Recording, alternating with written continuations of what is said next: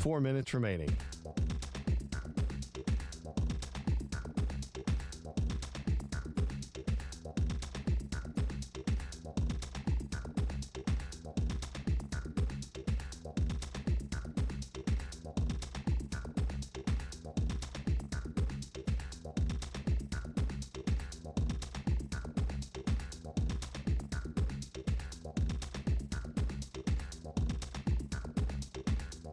Three minutes, 30 seconds remaining.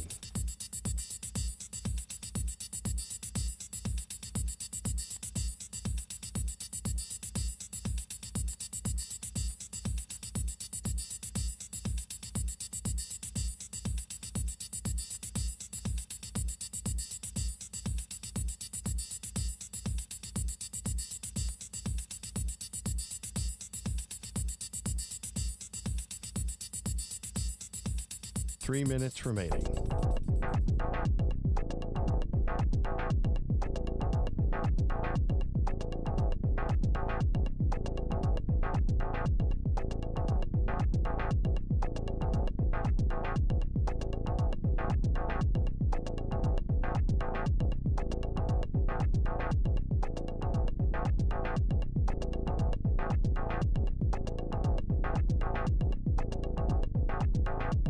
Two minutes, 30 seconds remaining.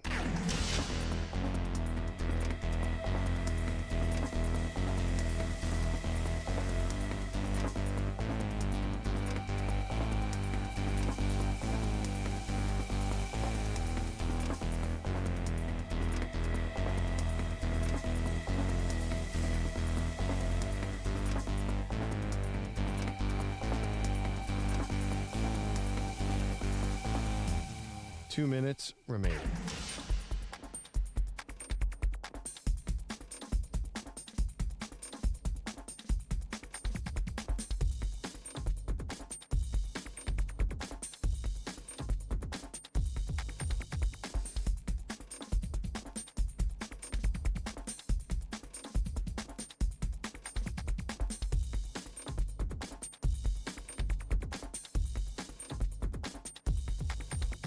1 minute, 30 seconds remaining.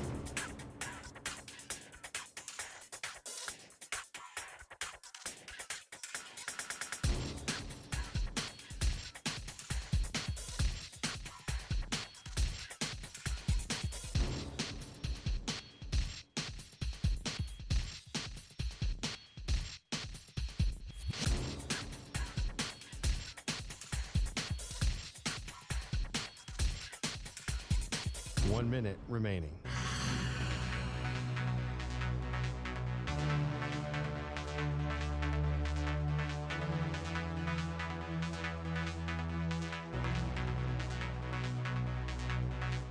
Forty-five seconds remaining.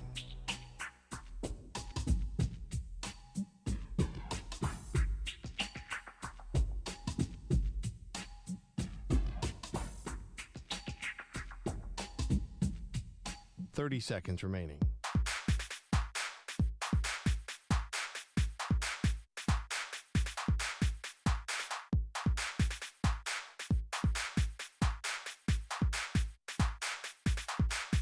Fifteen seconds.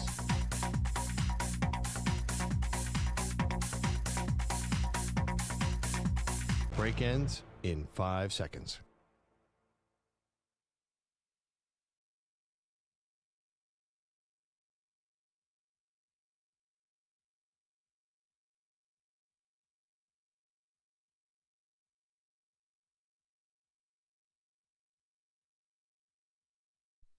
To infinity and beyond. He's live. He's nationwide. This is the Zach Gelb Show.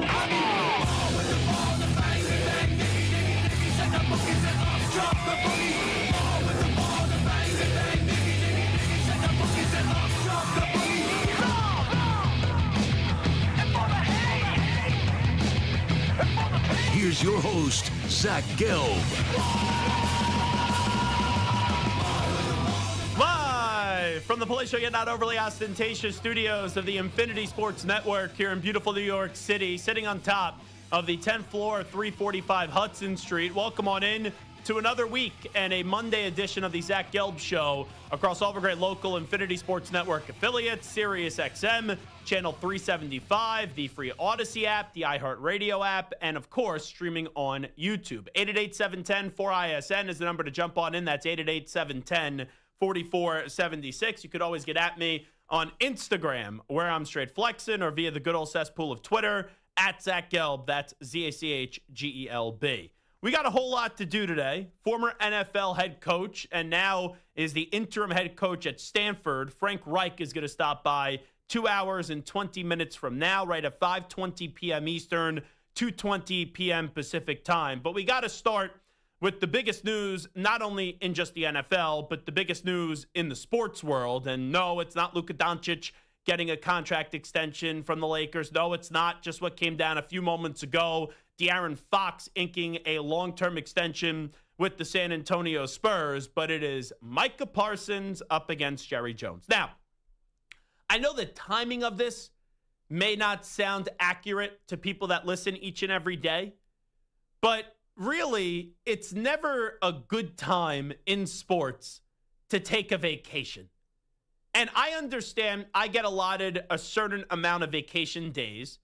Most of them I'm not taking in football season. And to me, football season really starts the week before Labor Day weekend, right? When you got week 0, and then leading into that week 1 of college football. And then right after Labor Day weekend, the NFL kicks off a few days later on that Thursday night where it's going to be Eagles and Cowboys. But in the sports talk radio world, especially the national landscape that we do a show, our train is really driven by the NFL and college football.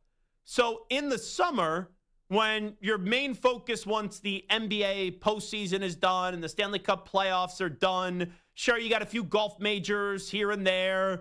You got some baseball news around the trade deadline, even though baseball doesn't really resonate nationally with the radio audience because of how regionalized it is. Most of my vacation I take in the summer. And there's a reason why you don't usually hear a ton of me in the summer, where I don't even remember the last time I worked a full week since the summer has started. And this week I'm only in Monday and Tuesday. And then I'm out Wednesday, Thursday, Friday. And then next week I'm doing the morning show on Monday and Tuesday. Then I'm back here at 3 to 6 p.m. Eastern on Wednesday and Thursday before I take another vacation. So that's just the nature of the beast. Like any other job, I get vacation days and I take them when I do. And a lot of times, right, people come up to me and be like, man, when you're on, what do you talk about in the summer? You know, there's got to be nothing to talk about. And I say to people, well, if you're a good talk show host, there's always something to talk about. You just have to maybe be a little bit extra creative than your typical football Monday when basically 3 hours is not enough. But I really have never felt at any point this year that there isn't a day to talk about something. And I think talk show hosts that bitch and complain, oh, there's not really something to talk about, quite frankly, either aren't good at their jobs or B, just lazy talk show hosts, and they really need the news to create content because they can't create content on their own. Now, with all that being said, and even with the way that I just laid it out, that usually in the summer it feels like a dead period, that's when I take most of my vacation. It's still my greatest fear anytime I go on a vacation is that we're just going to have major breaking news. And I'm not talking about little breaking news. I'm not talking about slight breaking news or mild breaking news. I'm talking about big breaking news. So I'm at the Catskills, right, for a friend's bachelor party. We get there on Thursday, had a wonderful first day, even though there was a little rain and it was a monsoon.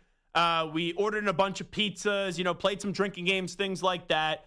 And then I wake up Friday, right? Just bachelor party living, right? We're going to go play golf in the morning.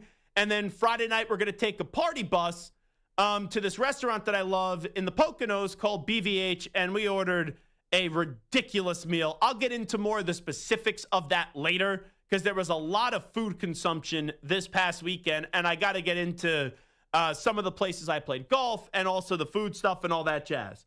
But Friday, we're not playing a really nice golf course, right? We saved the nice day of golf course on Saturday, which was at Resorts World in the Catskills, their Monster course, which is a tremendous, and I mean a tremendous course and a wonderful experience, from the check-in procedure to then just, getting into the course, the range, like first class all the way. Also, the golf course is a really fun track, an incredible layout, and I played well there. I did not play well on Friday when all this Micah Parsons news was breaking, but Saturday was awesome. Hit the casino actually Friday night. I did win $200 playing roulette, so I was very happy with that.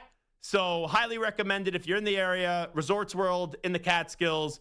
You could have a very fun night or two, whether it's at the casino or their unbelievable golf course. But anyway, getting back to Friday when we weren't playing at the Monster course, which is the really nice course. We went to somewhere else on Friday, which was like a fine course. It wasn't anything crazy, but I was not having a good day on the golf course. I was not. Saturday I played well. Friday, I'm going to be honest, folks, I was garbage. Absolutely garbage. And I'm sitting there Friday. It's on like the 12th or 13th hole. I did not enjoy my first, the first part, the front nine of golf. We may have started to drink a little bit. There wasn't enough cart girls, if I'm just being honest. We got a drink at the turn. We thought that was going to be enough to get us to the cart girl. We didn't see a cart girl on the back nine, if I'm just being honest. Once again, I was not at Resorts World. That's a different course. Resorts World was perfect. But I'm getting ready on either 12 or 13. I'm in the fairway, about to hit a shot. Or actually, I'm in the rough, not the fairway. I was in the fairway a lot on Friday. I was in the rough, and I'm about to take a shot, not an alcoholic shot, a golf shot, and my friend blurts out, Micah Parsons just requested a trade. So I hit my shot, shank my shot, if we're just being honest. I tell my friend, you're driving the golf cart. I'm not. And I am perusing social media. I see that there's a statement, and it wasn't just a 3-4 sentence statement. It was 3 pages. And I am locked in, glued in, didn't give a rat's ass about my round anymore. A, because I wasn't playing really all that well. But B, this is Micah freaking Parsons on the Dallas Cowboys. And it's Micah Parsons taking shots left and right of Jerry Jones and issuing an unbelievable off-season message takedown. And when this is out there, I had many thoughts, but one of them was, I can't believe I'm off today.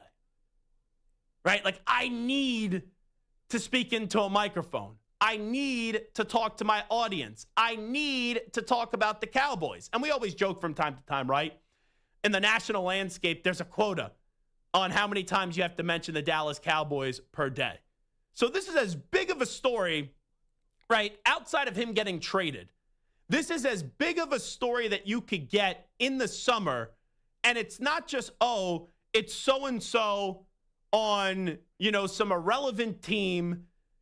It's the Dallas Cowboys, who this is their time to shine. This is how Jerry Jones operates his organization, or as they say in Canada for hockey, organization. It's all about off-season and preseason drama. That's when they want to dominate the news cycle. So I'm processing this message, and I'm just going to read you the start, and then I'm just going to tell you on how this did go down from Micah Parsons' side of it. But in terms of just a takedown, in terms of negotiations and lack of respect, what Micah Parsons did, he is a master at his craft. And I said this from the start. I still believe a deal's going to get done. I'm not going to sit here and say that it's a lock like I felt it was last week. And how I sat here and I said, the Thursday when the season begins, Eagles and Cowboys, they'll get this deal done. Jerry's going to make Micah dance a little bit, and they're going to wait to just dominate the pregame show news cycle. And that's when they'll say that the deal is done, and they'll take away from the Eagles moment after they drop another Super Bowl banner right on the Cowboys' head at Lincoln Financial Field. That's what I've been saying this whole offseason. I still believe a deal's going to get done. I just don't know if it'll be this offseason or after all this back and forth, if Jerry's now going to make him wait another offseason and then franchise tag him. But I did say from the start that Jerry knows how he's going to operate this, and we all thought Micah knew Jerry's game. That's what I thought. So either Micah really got tired of Jerry's game, or he's going to say, checkmate, I'm going to embarrass you publicly if you're going to make me go through what you made Dak go through, and I'll play the game even better because I know how to utilize social media a lot better than you, old man. Seriously. That's how I either interpret one of those two situations. Ultimately, I still think a deal will get done. Now, I'm not going to say it's impossible for Micah Parsons to get traded because here's why. You read that 3-page statement, it's personal now. This is personal. Micah was tired of the personal shots, whether it was about injuries, whether it was about Jerry saying he doesn't even know Micah's agent name, or the other part where he's like, oh, the ovations last year to pay CD were louder than when you showed up to training camp. This has become personal. And yes, still can a $42 million a year contract make all these personal feelings go away and then Jerry Jones and Micah Parsons sing Kumbaya together? Absolutely. But right now there's some uncertainty. I still lean the way that they get a deal done, whether it's this offseason or next offseason. We'll have to wait and see. But I still think a deal gets done. But when Micah starts off the statement by saying, yes, I wanted to be here. I did everything I could to show that I wanted to be a Cowboy and wear the star on my helmet. I wanted to play in front of the best fans in sports and make this America's team once again. The team my pops and I grew up cheering for way up in Harrisburg, PA. Unfortunately, I no longer want to be here. I no longer want to be held to closed-door negotiations without my agent present. Shot number one. I no longer want shots taken at me for getting injured while laying it on the line for the organization, our fans and my for our fans and my teammates. Shot number two. I no longer want narratives created and spread to the media about me. Shot number three. I had purposely stayed quiet in hopes of getting something done, but since here is how they end up detailing pretty much all that did transpire the last year or so. So think about it. He basically mentions in there, I'm sick of getting told, oh, even though I get paid, well, I can get hurt. I'm sick of being told my agent doesn't matter and I just need to negotiate through Jerry. Right? Those are the things he's talking about. Or all the shots that are getting directed because the Cowboys, whether it was CeeDee Lamb or whether it was with Dak Prescott, they like to control the narrative and they like to make it into a spectacle. But I then summarize the timeline of this, right? With what Micah said, and obviously Jerry will play some of his audio later. He didn't do a good job in clearing anything up, but I kind of believe Micah's version of this. Now, there may be some things that are open to interpretation. I'll get to that in just a bit. But when you thoroughly read the 3 pages and you just say, oh, I don't got time for that, and you actually read the 3 pages, I believe Micah here. I believe Micah set out with the intentions of getting a deal done with the Cowboys, and he gave them every opportunity to get back to his agent and do this the right way. But then ultimately, I think the lack of respect and the shots that were carried his way, and he sees everything, right? He's a podcast star. He's on social media all the time, and he just happens to be a great football player. I think he said enough is enough, and now I'm going to request this trade. It doesn't mean the deal still can't get done. I still believe a deal's going to get done. But it's going to cost Jerry a lot more than what it would have cost him 3-4 weeks ago. So in Micah's kind of look at this whole situation, he said last offseason, basically I'm just spark noting this for everyone. Last offseason, he wanted talks to begin. They didn't. He said that was all good. After the season, after this past season, he wanted to negotiate. His agent told Micah, right? Micah Parsons' agent told him, you should wait for all the other pass rushers to get a deal done because then your price is only going to go up and up and up because you're younger. And Micah said, I'm okay with basically leaving money on the table because I want to get a deal done even if that means I'm not getting the most paid. Even though I'm not getting the most money. So after the offseason to then March, there was radio silence. There was no communication from the Cowboys back to the agent, back to Micah on getting a deal done. So then Micah Parsons and Jerry Jones, from what I gather from Micah's statement, at some point in March, they had this meeting. It was just Micah and Jerry Jones. This is where it gets ambiguous. Micah claims that he wasn't aware that these were formal negotiations. He just thought it was a conversation because, right, Jerry and him are close. And afterwards, I guess Micah realized that this was a lot more serious, or Jerry interpreted a lot more serious way. And Micah said, hey, those weren't formal negotiations. You need to talk to my agent. right? If you hire an agent, you may as well have the agent take care of the money stuff. And I'm not comparing myself to Micah Parsons, but there's a reason, right, that radio hosts, we hire agents. Because when contract negotiations happen, I don't want to hear the positives or the negatives being said about me. And also, I don't need to go through, oh, the company offers me this, I want that, and all that back and forth. So whenever, right, an executive here brings up money to me, I always give them this line: talk to my agent. My agent handles everything from a money standpoint. Now, obviously, Micah has a close relationship with Jerry. Something was talked about contractually, but even after that meeting, it was reiterated or told to Jerry for maybe the first time, or reiterated, that you need to talk to my agent. Now, just listening to Jerry's interpretation of this, or Jerry's side of it, which is a lot more complicated because whenever Jerry speaks, it's like in circles these days. Jerry Jones left that meeting, I think, this is my opinion, I think Jerry left that meeting thinking he got a deal done and there was a verbal agreement. So anyway, if you recall, in early April, so that was right after the March meeting, Jerry made that remark that he doesn't even know the name of Micah Parsons' agent. And this is not, right, this is not like an Ace Bailey situation. This is David Malgaletta. He's a reputable agent. He's one of the best agents in the game right now in the NFL. So after that conversation with Jerry and Micah, the agent reached out to Jerry or reached out to the Cowboys and said, hey, a deal's not done. He was told the deal was done. And the agent said, no, that's not how this works. The deal isn't done. When he was told basically the deal is done. And afterwards, whether it was talking to Stephen Jones or other people, he was told he needs to be contacted, and they never reached back out to the agent. And that was radio silence from after that meeting to March until now. And then after the constant shots, that's where you get this whole trade request.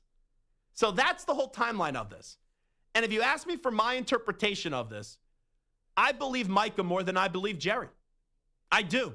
I believe that Micah had the intentions of getting a deal done with the Dallas Cowboys, even if it meant that he was going to leave some money on the table when you still had to wait for guys like Myles Garrett to get their contract situation figured out. TJ Watt, right? We still don't know what Trey Hendrickson is going to get, and so on and so on. But in that meeting in March, Jerry clearly thought, when only talking to Micah, not the agent, which is just crazy to me, Jerry thought that they basically had a deal done. Micah said, no, that's not how it's going. And since then, the Cowboys really had no intent on getting a deal done through the agent. Jerry wanted it done his way. Jerry isn't getting his way. Micah sat there, right? Even showed up to Oxnard for training camp. And after the shots, whether it was, CeeDee Lamb got a louder ovation last year during his contract dispute, whether it was the shots about his agent where Jerry basically saying he doesn't even know the agent's name. Oh, even if we pay him, doesn't mean that he's going to be healthy, to Dak and to Micah, right? Those remarks. Micah basically said enough is enough, and now I'm going to blast you and play at your own game. Because the Cowboys are masters at writing the reality TV script. And Jerry has this ability the last few years to make it all about drama, and then the player that he wants to play, or the players that he ultimately wants to give money to, they get a deal done, but they have to wait. Right? We saw it twice with Dak. We saw it with CD. But now when it comes to Micah, right, Dak Prescott's not a social media mastermind. Neither is CeeDee Lamb. So in this case, Micah said, I'm going to really just go on out there and put it all out there for everyone to read. And I think Micah looks better here than Jerry. I do. Now, does it mean that these two can't get a long-term deal done? No, I still think they will. I still think they can. But this got a whole lot personal. And quite frankly, the only one that the Cowboys have to blame is Jerry Jones right now.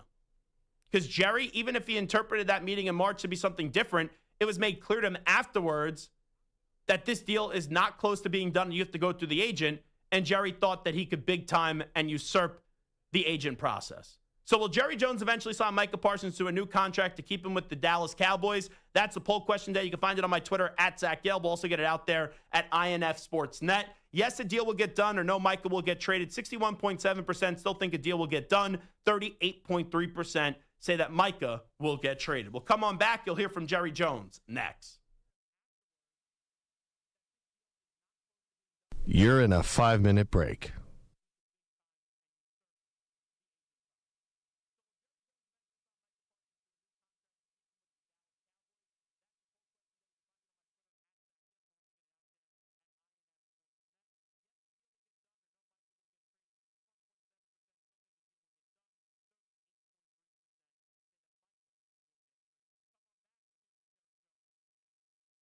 Four minutes, 30 seconds remaining.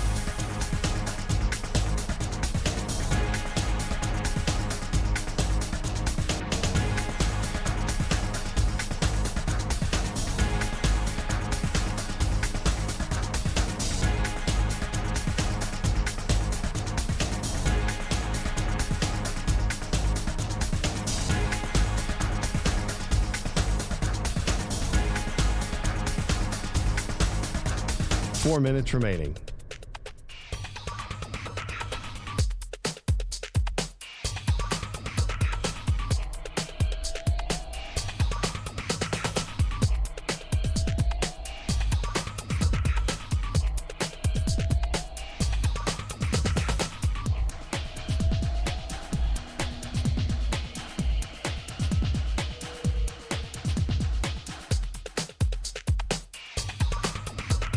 Three minutes, 30 seconds remaining.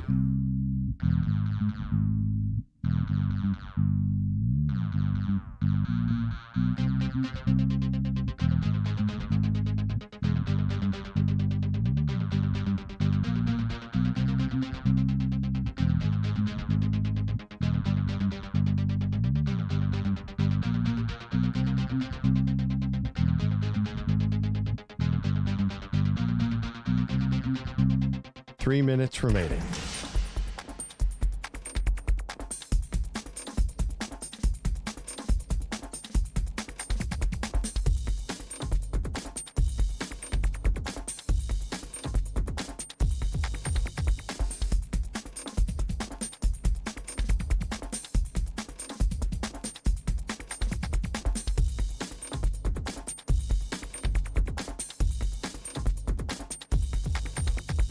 Two minutes, 30 seconds remaining.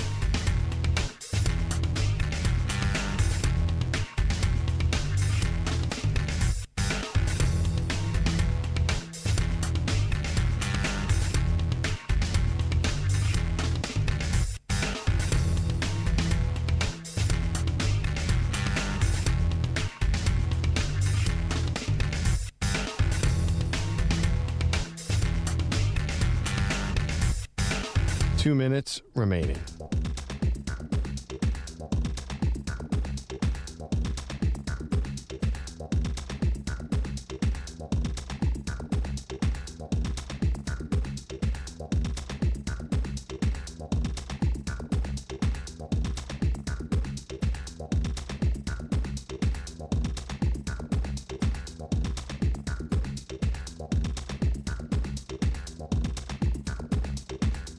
One minute, 30 seconds remaining.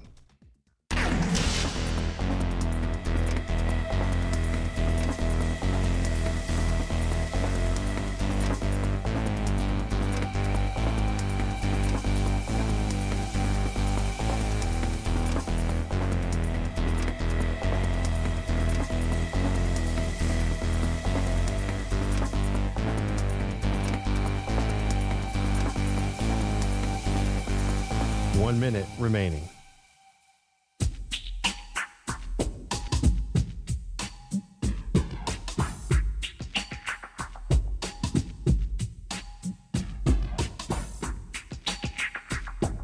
Forty-five seconds remaining.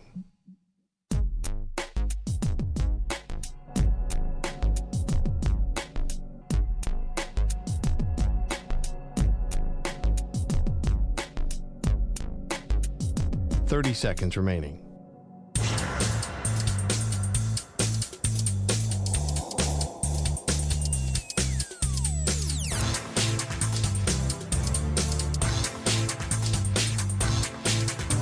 15 seconds.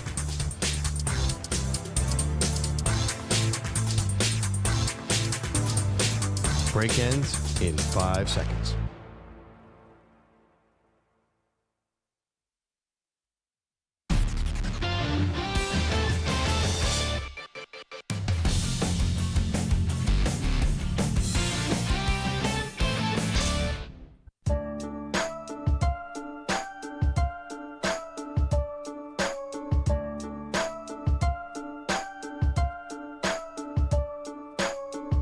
You're listening to the Zach Gelb Show on the Infinity Sports Network. All right, it is the Zach Gelb Show on the Infinity Sports Network. So we started off the show getting Micah Parsons' side of this, and I thought it was a great takedown on social media, using the social media power that Micah Parsons has and the reach that he has to really issue his side of these negotiations. And I could say that in air quotes because I don't know if there really ever were serious negotiations outside that meeting in March between Jerry and Micah. And Jerry just thought that he could usurp the agent and didn't have to go through David Margoleta, and that this would just be Micah, and Jerry. So through all this, it got to a point where this became contentious. This got to a point where eventually Micah Parsons has now requested a trade. We saw Myles Garrett, right, requested a trade, but that wasn't personal. That was he just wanted to go win a Super Bowl. And ultimately, the Cleveland Browns said $40 million a year. And he goes, yeah, I could win enough in Cleveland. For Micah now, he was trying, as he claims, to get a deal done earlier. Last offseason, Cowboys said, nope, we're not talking about it now. Okay, he's good with it. This offseason, minimal contact. They have that meeting in March. Micah's even saying when his agent told him you should wait, that I'm good with getting a deal done now, even if it means that when Myles Garrett gets his deal done or TJ Watt gets his deal done, I would have got more money because I'm younger, because I could reset the market. And through all that, the communication has been terrible here. I think that's one thing everyone could agree on. Regardless of what Jerry and Micah thought after that meeting that they had in March, the communication here has been either non-existent, non-traditional, and horrible. Right? I think like all three, like get the choice D, all the above. It really, that's been the communication here. It's either been non-consistent. It's been extremely ambiguous. It's been horrible. And then also the dialogue, which there hasn't been a lot, even when there was dialogue, seemed like it was all over the place and filled with arrogance.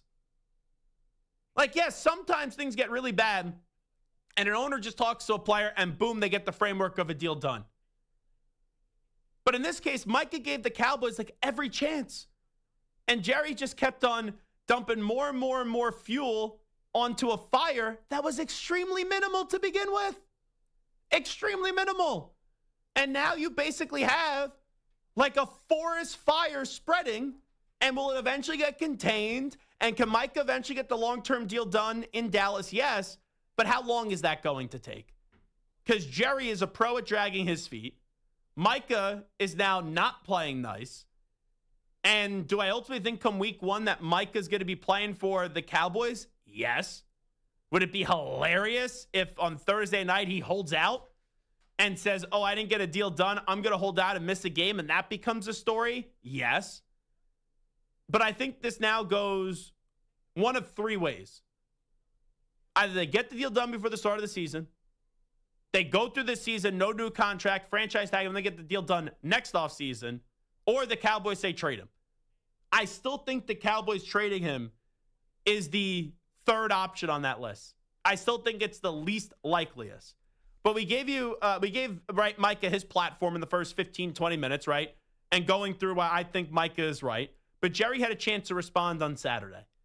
And I watched the entirety of the 16 to 20-minute press conference, and I walked away just saying, oh, Jerry's mad because he's getting told what to do. And I really do believe that Jerry had an interpretation of that one-on-one meeting in March, that whatever was said in that meeting, that they were very close to having the framework of the deal done. And now we're nowhere close. So here is Jerry Jones when talking about the possibility after the trade request of considering trading Micah Parsons. Jerry, are you considering trading Micah Parsons? Well, let's put it like this. Surely you guys have been around this stuff and know to recognize negotiation talk, that type of thing, and so that's where I put that. So are you considering it? I'm not. The facts are that that's like anything else. I think the world of Micah, and that's just a part of negotiation. Would you ever consider trading Micah? Again, I don't really place that with any real seriousness. Micah's got a bad back. That's like being traded. Did the request take you by surprise? Y'all weigh it the same. I think sometimes Jerry thinks that what he's saying is going to make sense to everyone. If I had to interpret that, and I've done enough Jerry Jones interpretation through the years, so I know how to interpret that last 51 seconds, he's basically saying he's not concerned about all this. These are typical negotiations to him, not the rest of us. And he's basically saying Micah's back, which he's probably right, is BS, and it's just part of the negotiation game, and he likes Micah, and he doesn't plan on trading him. That's how kind of I interpreted that. So let's hear from Jerry Jones about the Micah Parsons statement and if he was upset by it. When he put out the note yesterday saying he'd asked for a trade, did that make you angry? Not a bit. Not a bit. I can't tell you how many hundreds of times I've heard that negotiation. And how about this relationship? Is it salvageable at this point? Do you think this relationship is salvageable? I think the relationship is what it is. What it is. Period. What is it? What it is. Well, it's our relationship. I sat with him at the Big 8, Big 12 championship. I sat with him at the Super Bowl. I like Micah. And how about the fans here at Oxnard chanting Micah Parsons' name? Jerry, what do you think of all the fans chanting his name and kind of supporting him and hearing them all screaming out there? It was just so much louder last year walking off this field with Lamb. That's the second time he said that one. And those are the personal shots that Micah was talking about in his statement, if you think about it, right? The chants last year were louder for CD. Who the hell is able to really judge that? Also, it's not like you have a kicker against a star wide receiver. This is your star defensive player and basically your star offensive player. And I know, right, people, the Cowboys kicker, he's a star, blah, blah. You get the point. So how you're able to decipher that is A, ludicrous to me. And then you factor it on the other personal shots, not knowing the agent's name, which he knows the agent's name. And then also, well, even if we pay him, it doesn't mean that he's going to be healthy. And that's why Micah really got fed up with this stuff. How about Jerry Jones? Why do you think that you're above talking to Micah Parsons' agent? Why would you not talk to the agent? Since you're a must in the conversation, why would you yourself not talk to the agent? Because the agent, when we have a problem within a team and a player, I don't ever find the agent. He's nowhere to be found. Okay? Jay-Z said that Micah would make not Micah, but that Dez would make all meetings. Jay-Z and I negotiated the contract. We spent hours negotiating the contract, Jay-Z. And he said, anybody in my organization is on time. He said, my office used to be on the street corner, and I've always been early. So they will be on time. I said, where did I sign? But I'm going to call you. Finally, he quit taking my call. Well, Dez and Micah have different histories as far as... Again, please, I'm just talking about the agent. Yeah. Don't take that to Micah and Dez. Just simply say that when the issues come up, the first one and the one that is there is us and the player. My experience, hadn't been the agent, is not the one that solves the problems you have when you're executing what you said you would do in the contract. So I like to deal directly with the player when it's of this nature. Here's the funny part about all this. Rock Nation had to issue a response to what Jerry Jones said there. So this is actually a whole new chapter in the book of Jerry Jones drama. It really is. I usually think I could write the Cowboys script. I told you this was going to be an offseason full of drama with Micah Parsons and the Cowboys because Jerry was going to make it this way. But this is to a new low. It really is. You have your star player requesting a trade. You don't think you have to talk to the agent. You're taking a shot at Jay-Z. I also look at social media. Des Bryant and Nicki Minaj. I don't know what they're fighting over, but they're fighting over something. And Des Bryant's name was in the news because of this. This is a cluster. An absolute cluster. And oh yeah, by the way, the chants for CeeDee Lamb were louder than Micah Parsons from the fans. And when was the last time the Big 8 existed? When was that, Samter? 1996. 1996. And is he talking about Michael Parsons or Micah Parsons? Which one? That was another thing. I'll play you one more and then we'll get to Ack on the update. This was a good, there were some good questions being asked. And anytime Jerry was pressed, he kind of talked over some of the reporters because he knew he's not winning this. Like Micah, since Friday, even though he doesn't have a new deal, he has won this. And Jerry Jones has lost this. Even if Jerry Jones had the interpretation and he was led to believe that the deal was basically done in March, it was relayed to him after that meeting that whatever happened to that meeting, you still got to talk to the agent. So is there a chance that Jerry and Micah had extensive conversations and maybe they talked about a number and talked about years and Jerry thought that it was done and he got led down that road? Yes. But still then, like any other player, you got to go through the agent. That's where you dot the I's and cross the T's. But Jerry doesn't think he needs to do that. So finally, the price is only going up and up and up for pass rushers. You have the younger one when other guys who already got paid like Myles Garrett older, Trey Hendrickson older, TJ Watt older. Why are you prolonging these negotiations when Micah was trying to get a deal done since last year? That's cut 8. So in March, did he say we have a deal? Again, I'm not going to get into the details of it. I'm not getting into the details. I think I was asked the question, have we negotiated? Have we negotiated directly? And that is an emphatic yes, we have. All right, we got to go. Okay, guys. Excuse me. You've done this, obviously, several years now, going back to Dez, Zeke, obviously Dak and CD a year ago, now Micah. Do you see this protracted process over the course of training camp as a net positive for the organization? Well, Best question I can be cute, and I'm going to be. It lasted into the third game with Emmett, and we won the Super Bowl. So it can be. I was in diapers. But again, that's to call a negotiation, parts of it positive, parts of it negative. They're positive if we can come to an agreement that fits, comes to an agreement that fits what we've paid other players, what we're going to pay other players. All the things come to an agreement. What y'all don't know is what I offered him. And it's a hell of a lot more than you think I did. That's what you don't know. What was that? Again. And that's why Jerry's upset.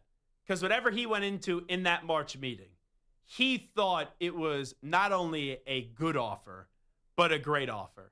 And that he shouldn't have had to need to go through the agent to get the deal done after that, to cross all the T's and dot all the I's. And that's really where the disconnect was. I'm sure that there was a price. I'm sure there was a year. And Micah probably liked it. But you still have to go through the agent after that. And Jerry just being told some direction, oh, you have to go to the agent, that's what made him go all crazy and blow up on this, because Micah wanted him to talk to the agent and Jerry didn't. And that's where we're at today. All righty, we'll come on back with some onside, offside update time first. Here's Zach. Infinity Sports Network Sports Flash. And it's brought to you by Progressive Commercial Insurance, which protects small businesses and affordable coverage options. Quote today at progressivecommercial.com. March Madness, as we know it, will remain 68 teams for next season. The NCAA decided against expansion, but still left the door open for future seasons. The excitement over Arch Manning is palpable, and it extends to the coaches' poll. Manning and the Longhorns are the number one team in the preseason poll. Ohio State follows the Longhorns, followed by Penn State, Georgia, and Notre Dame to round out the top 5. The Falcons have signed right tackle Caleb McGarry to a 2-year deal worth $30 million. After going to San Antonio midseason, De'Aaron Fox is sticking around, reportedly signing the max 4-year extension worth $229 million. It won't be known for a while who made out best at the trade deadline. The Cubs didn't make a big splash, but added depth to their rotation, among other areas, by acquiring veteran Mike Soroka will take the mound tonight when the Cubs host the Reds. Soroka effective again after some fluke injuries over the years. The Cubs begin the day 2 games behind Milwaukee in the NL Central. The Brewers are in Atlanta tonight. I'm Rich Eck. The Infinity Sports Network is on your smart speaker. All you have to say is play Infinity Sports Network.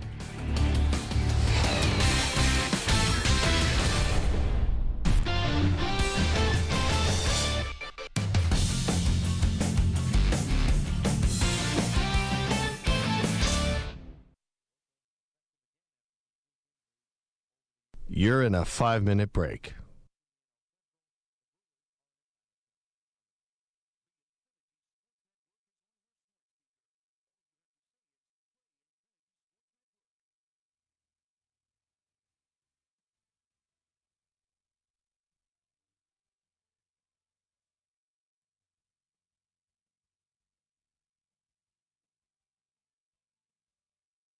Four minutes, 30 seconds remaining.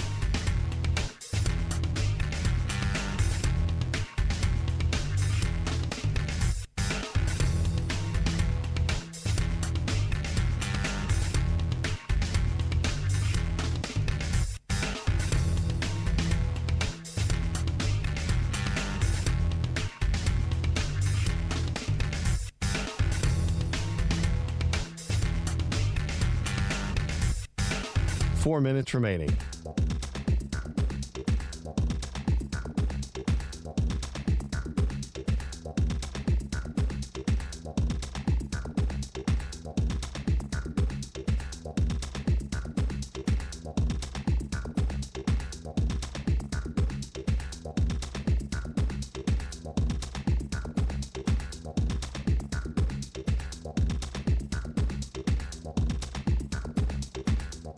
Three minutes, 30 seconds remaining.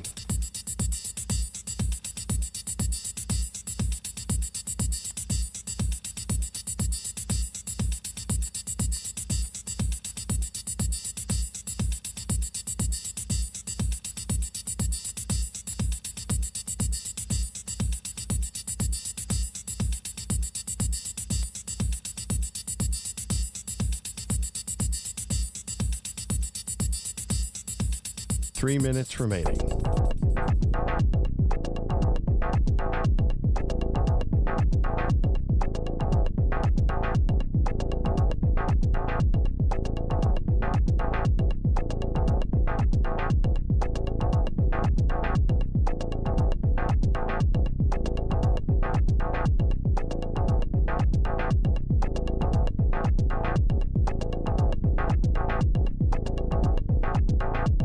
Two minutes, 30 seconds remaining.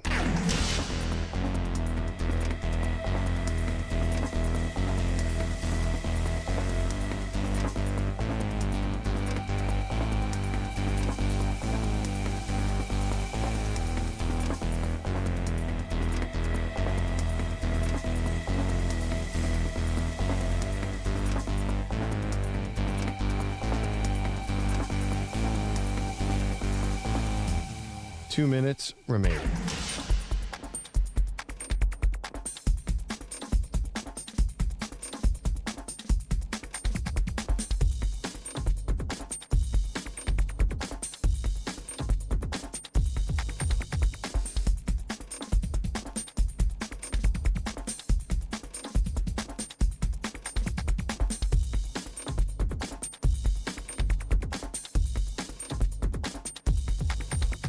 One minute, 30 seconds remaining.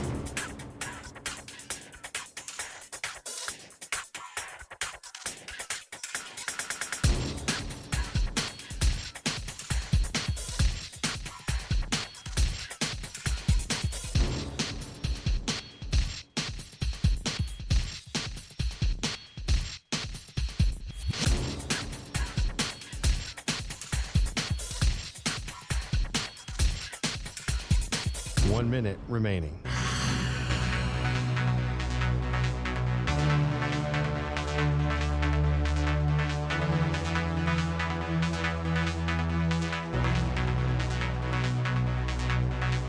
45 seconds remaining.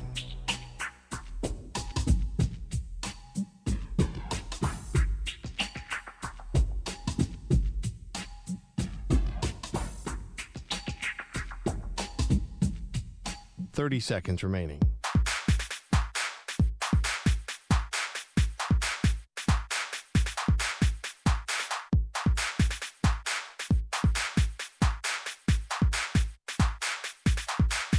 Fifteen seconds.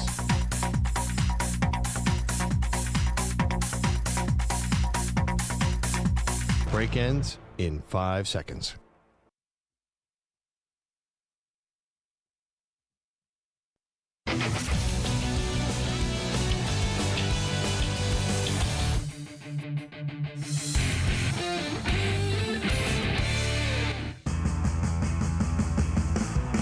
Zach's taking on the most polarizing issues in sports.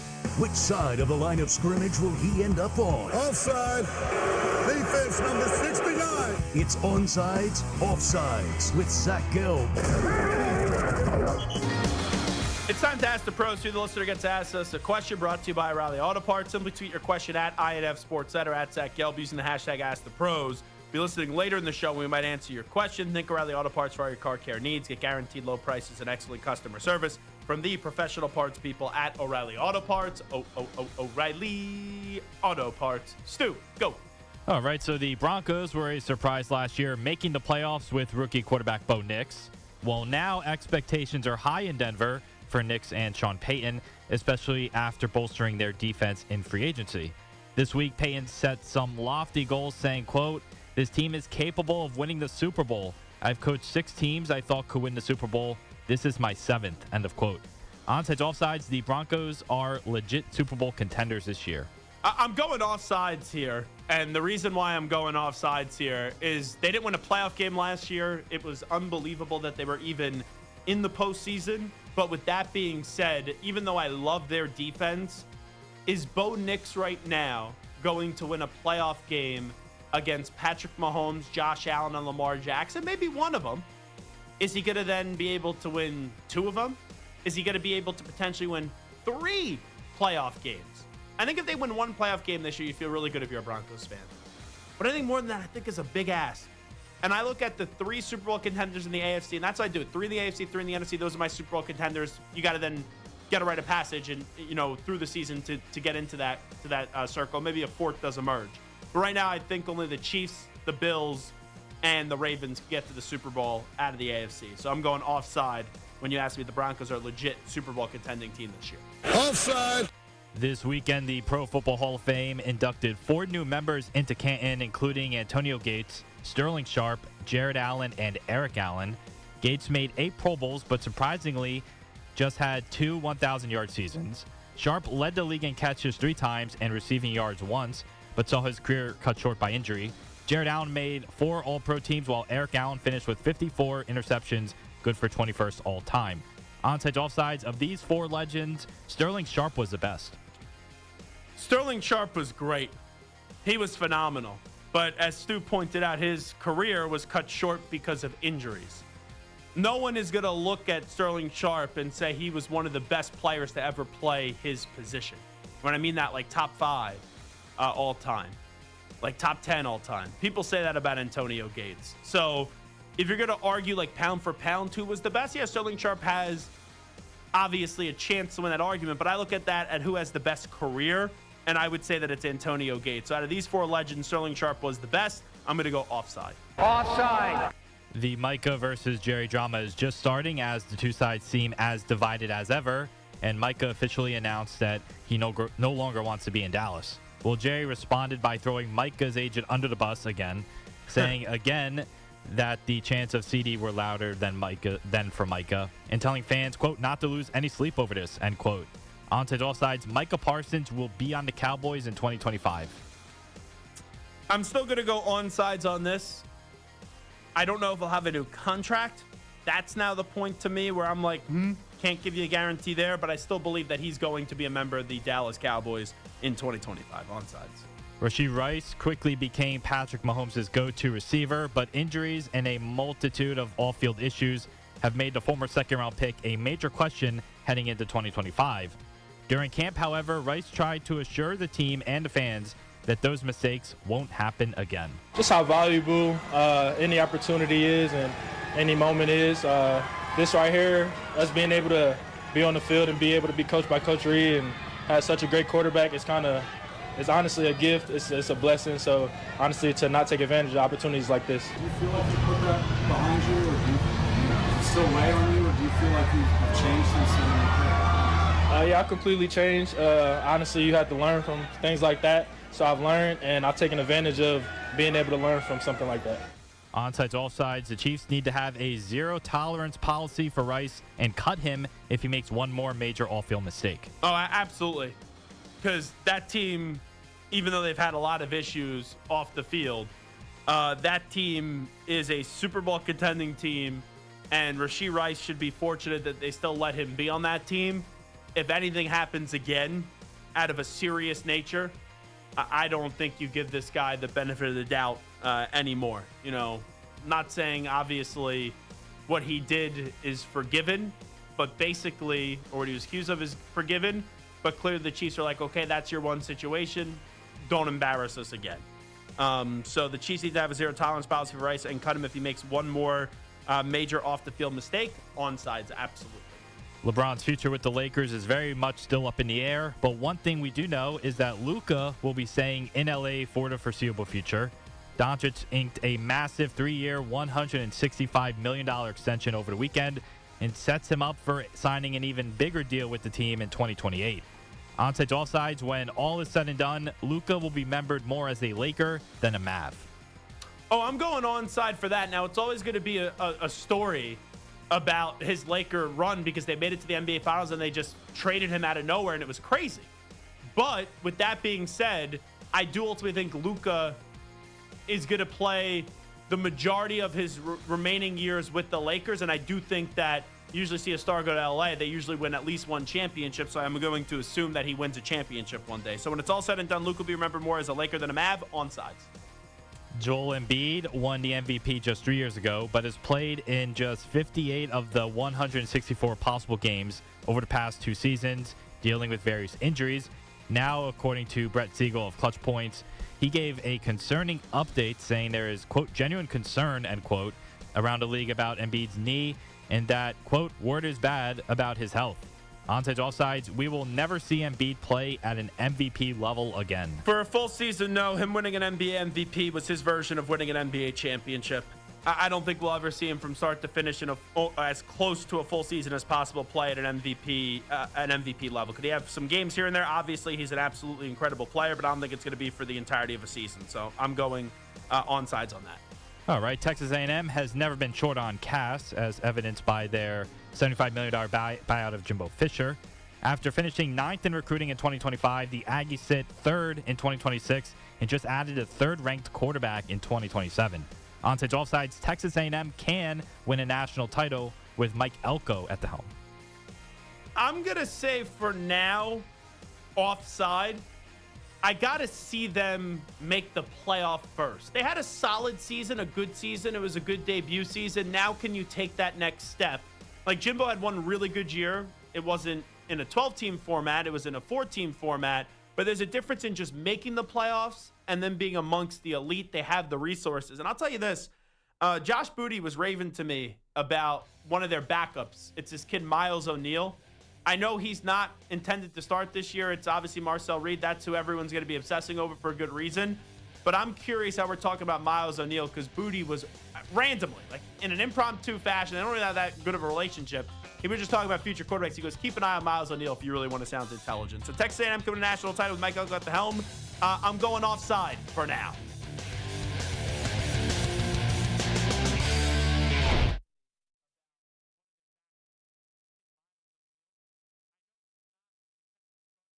You're in a 5-minute break.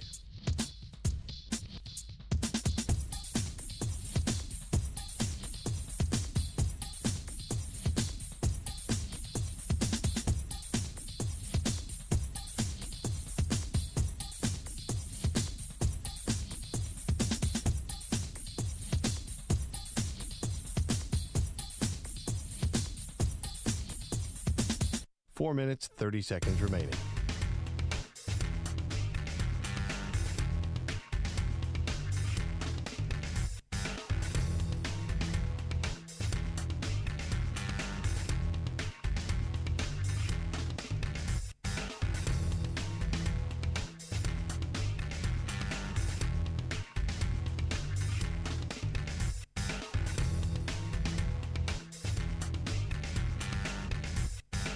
Four minutes remaining.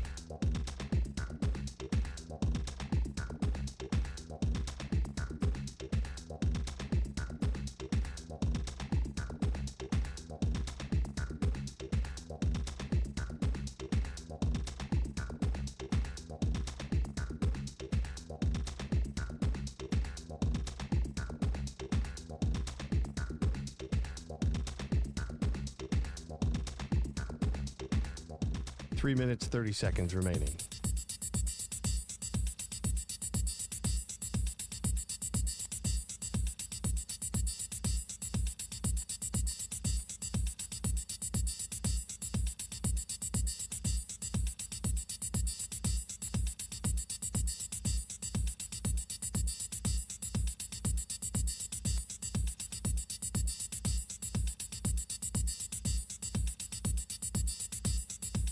Three minutes remaining.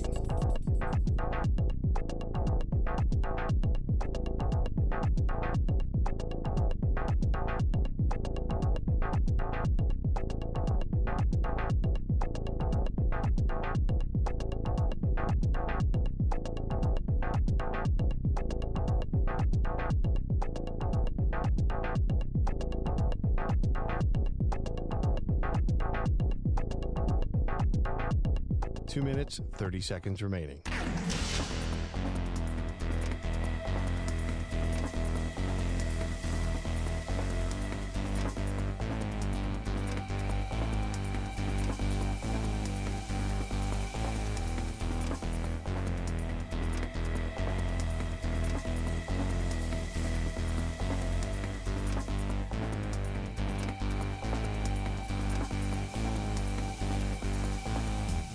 Two minutes remaining.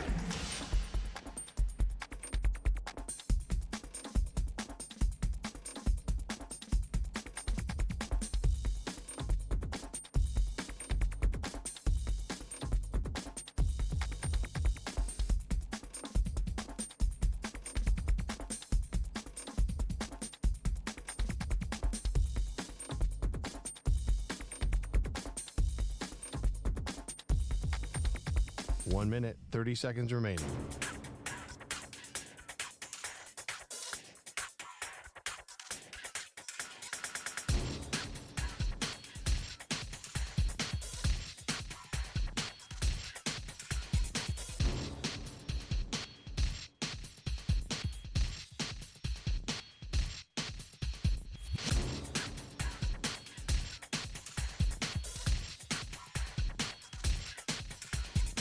One minute remaining.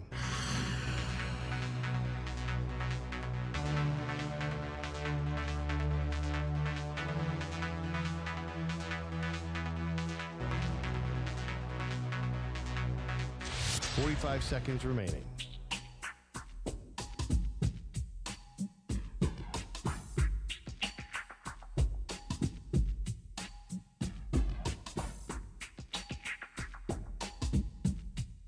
Thirty seconds remaining.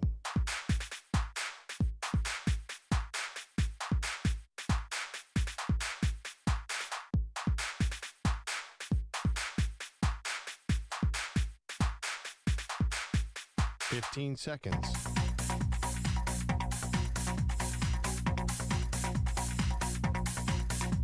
Break ends in 5 seconds.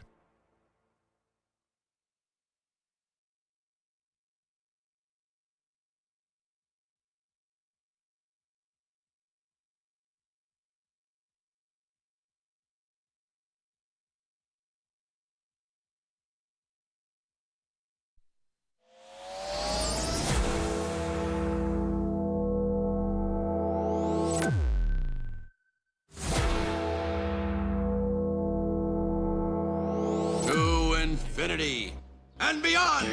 He's live. He's nationwide. This is the Zach Gelb Show. All righty, welcome back in. Hour number 2 of our radio program. It is the Zach Gelb Show on the Infinity Sports Network. Coming up in a matter of moments. If Micah Parsons gets traded, where would we like to see him get traded to? If Terry McLaurin gets traded, where would we like to see him get traded to as well? You know, it's kind of funny. Micah has been the story. Micah. Terry McLaurin, has a trade request ever backfired more on someone that he's done nothing wrong here? If you think about it, Terry McLaurin, right, tremendous football player, really good football player. Is he a top 5 wide receiver? No. But he is someone that has done everything right with that organization that up until last year has been a decrepit, dreadful, terrible organization. This past year, they went to the NFC Championship game. Everything's moving in the right direction, and they don't want to pay Terry McLaurin. And I could understand, right, some of it. Especially when you see the contract that Cortland Sutton, I believe it was, got with the Broncos on that 4-year deal. And it's like, oh, well, you just had a similar season that he had, and you guys are the same age, so you're not going to get as much as you think. And it's reported that Terry wants somewhere around like $32, $33 million a year. I thought at one point that $100 million over 3 was going to get the job done. And that's $33.3 million a year. I don't think it's getting to that point. But to no fault of Terry McLaurin, you would think, especially this time of the year, right, where people think there's something to talk about, that Terry McLaurin requesting a trade would be a major, major storyline.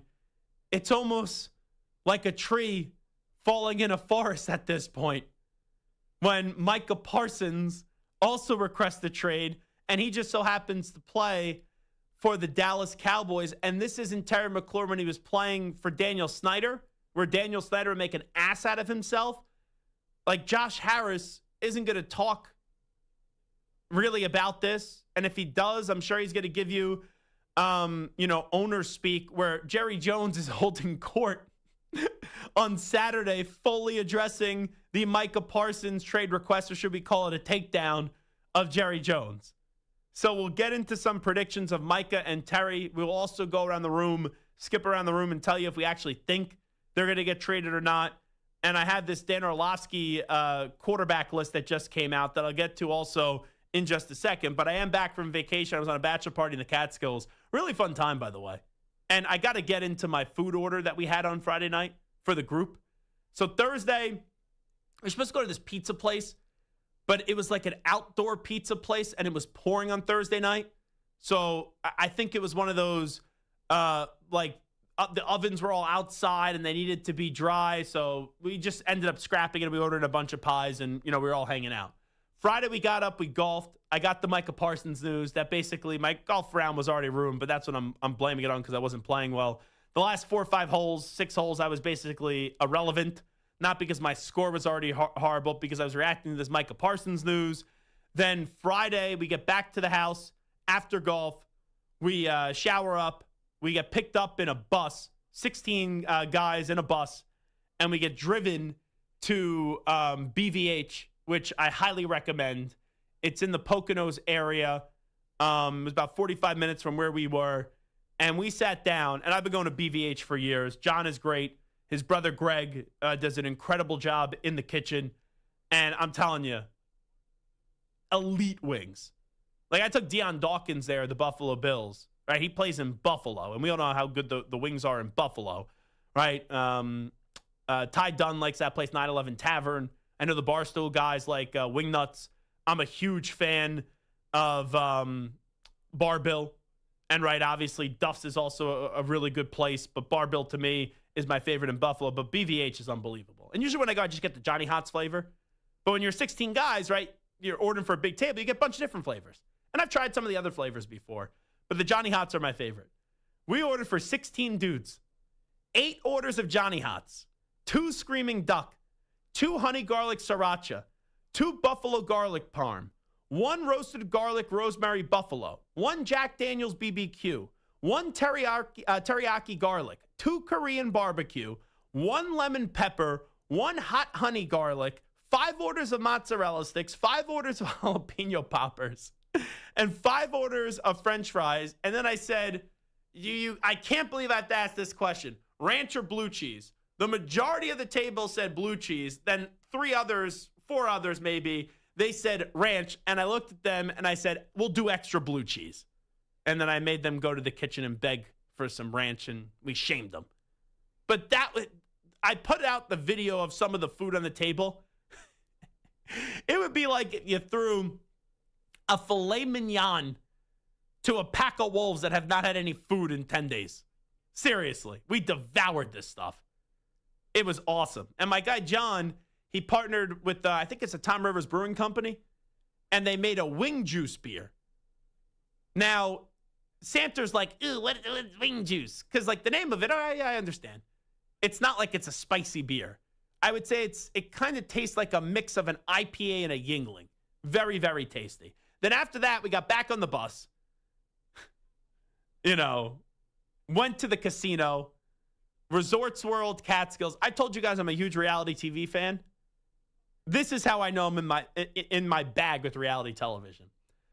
I'm playing roulette. I'm winning. And, we're getting close to wrapping up the night. And I ended up winning $200. I'm playing roulette. And I'm wrapping up the night, and I see someone at the corner of my eye. I go, they look familiar. And I played 2 more hands, right? Spin the whole wheel around. The ball goes around the wheel. And, win-win. So I'm like, I'm good. I'm out. So I get up. I walk off the table.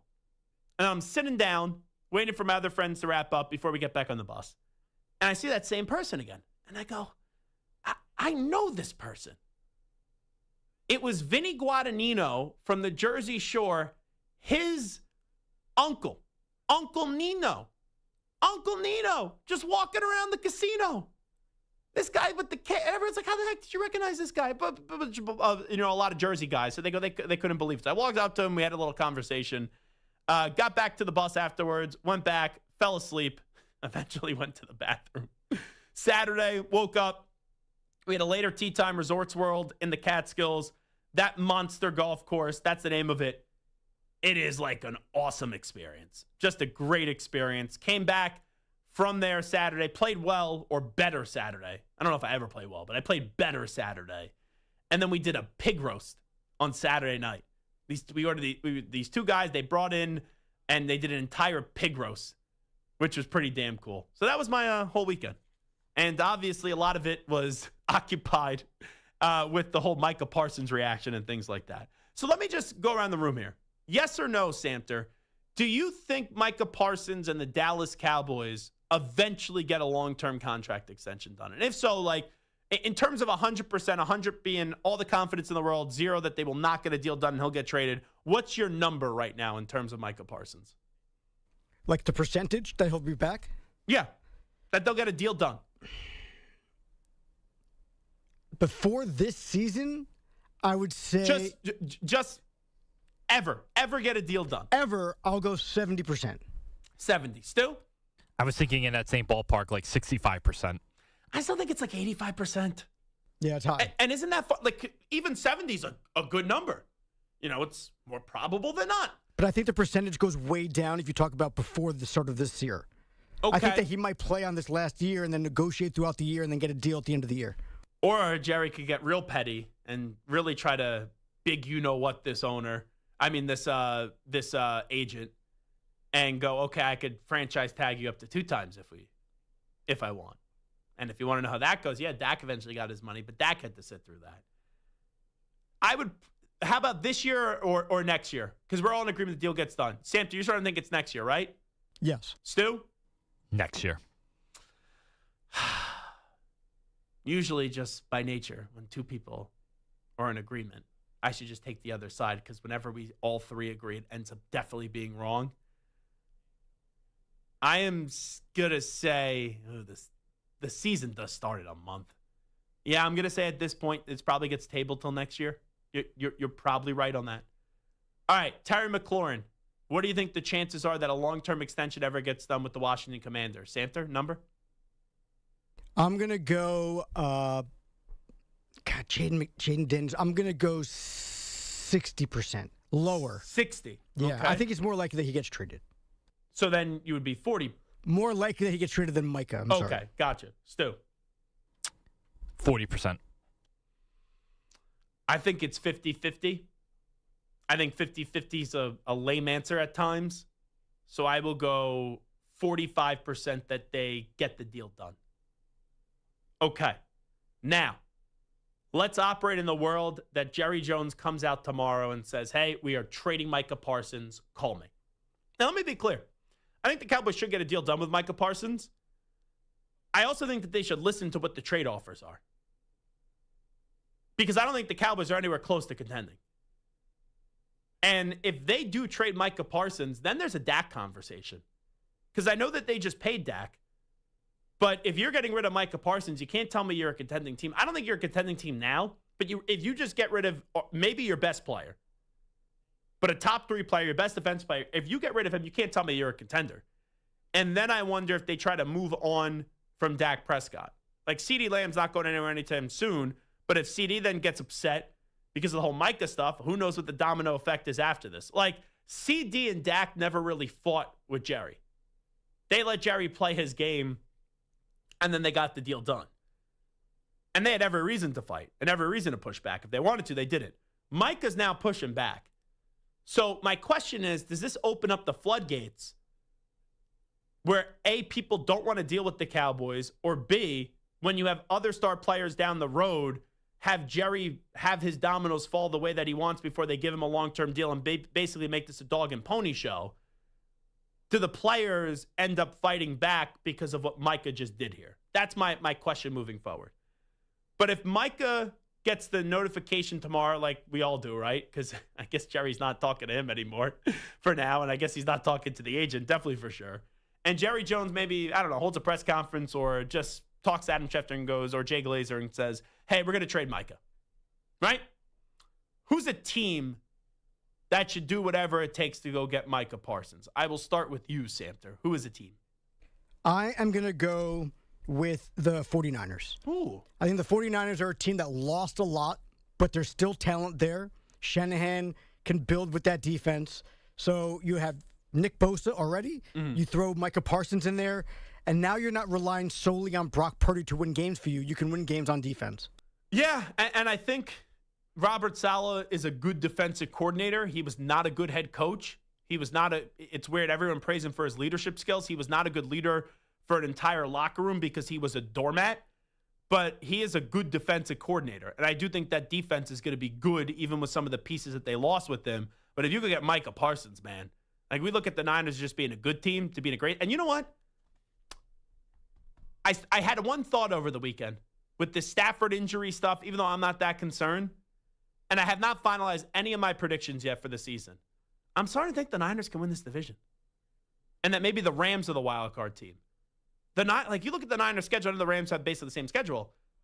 I still see like 10, 11 wins there for the Niners, even with all that they lost. And yes, I know that there are injury concerns with the 49ers. So that's not set in stone yet. So that's a good one. And that would definitely, I think, raise the bar where people talk about the 49ers, but they would really talk about them if they traded for Micah Parsons. Or should I say Michael Parsons, if you ask Jerry Jones. Stu, who's your team? My team is the Chargers. I think they had a really good year under Jim Harbaugh, year one. I think they are in that second tier of AFC teams, behind the Chiefs, the Bills, and the Ravens. And I think getting a guy like Parsons, obviously they have to kind of replace Bosa as well, who left this offseason. But I think getting a guy like him would kind of make them into that tier one of title contenders in the AFC. I'm going to throw out a team that has been good, right? They are a great brand. The last 2 years, they've made the postseason twice, even after really turning the keys to the franchise over to a new quarterback. But I think that organization is just stuck on good, and they're not great right now in terms of the team that they have. I'm not talking about the brand because it's a great brand. Mine are the Green Bay Packers. They finally drafted a wide receiver in the first round for the first time since the early 2000s. And that's something that people have been begging that organization to do. They've always been rumored to go get big offseason pieces. Sure, last year they got Josh Jacobs. Nice move, but it's a running back. Sure, they got Xavier McKinney, who played well for them last year. But you look at Micah Parsons, I think that makes them from just a really good team to then a Super Bowl contender. So I will throw the Green Bay Packers out there. All righty. Let's go to Terry McLaurin. And I do believe that it's more likely, like I'm in agreement with Samter, it's definitely more likely that Terry McLaurin gets traded than Micah Parsons. But let's go to Scary Terry. Stu, who do you think is a team that should trade for Terry McLaurin? I hate to be a homer, but I think my Raiders should trade for him. Yeah. They have the new regime. They have the new quarterback in Geno Smith. They have a lot of weapons for Geno in terms of the running back and tight end position. But the receiver position, Jacoby Myers is a nice receiver, but he's obviously not a number one receiver. If you at least add McLaurin into this team, I'm not saying they're good. They're probably still not even a playoff team, but at least you put yourself in the conversation of maybe being close to a playoff team. Let me ask you about two players on the Raiders. Michael Mayer is supposedly showing up in great shape. Looks good in camp, apparently. Obviously, he is tight end, too, because Brock Bowers had one of the greatest rookie seasons you'll see from a player, period.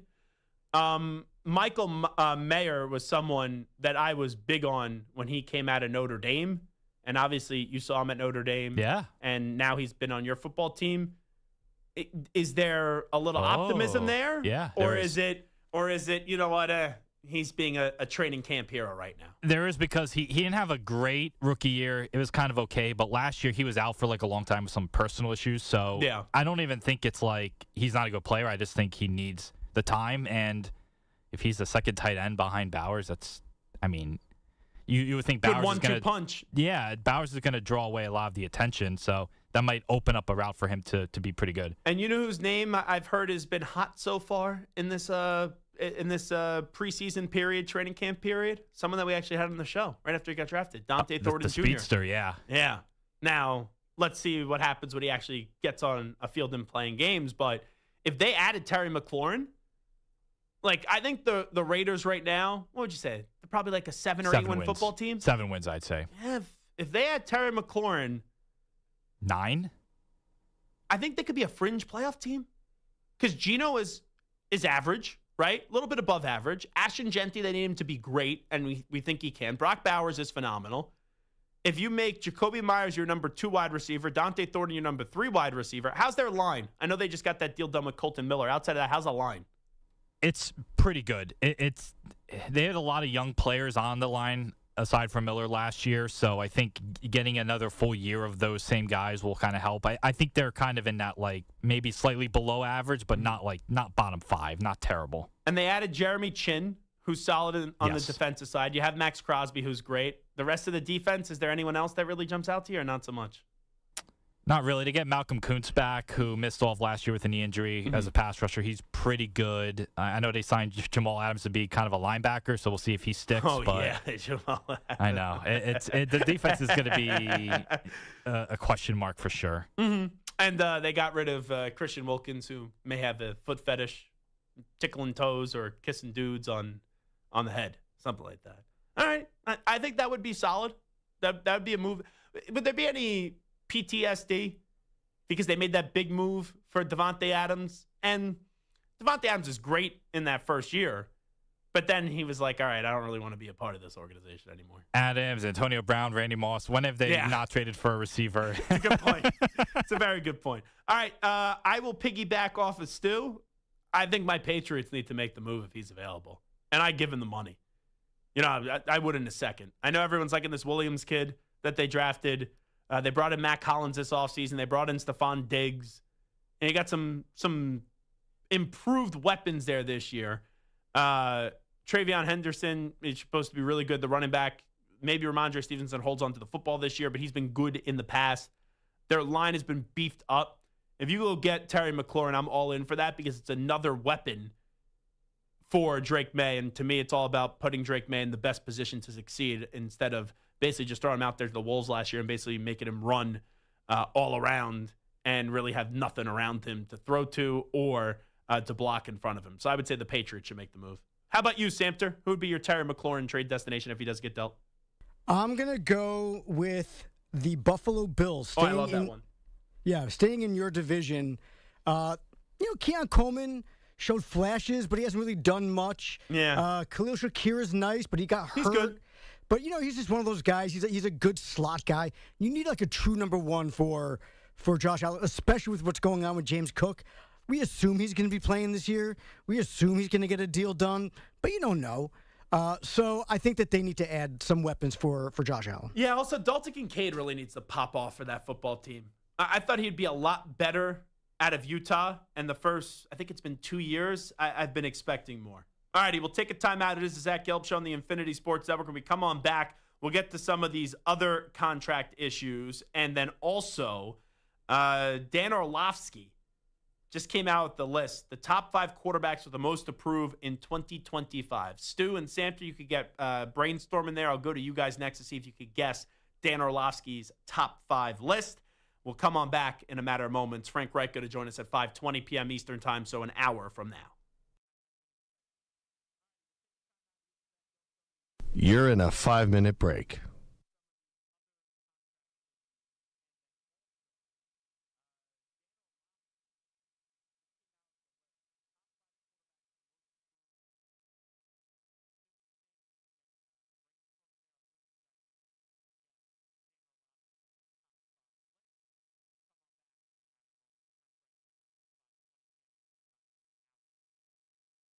Four minutes, 30 seconds remaining.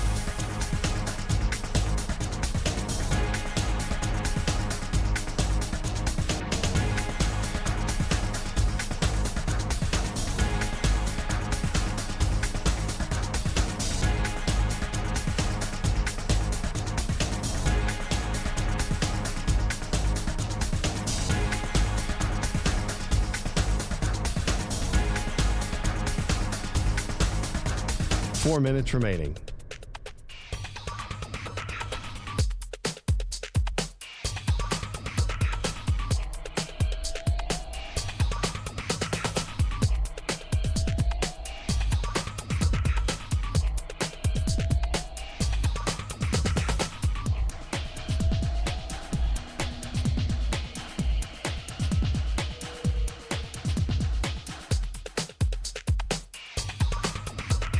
Three minutes, 30 seconds remaining.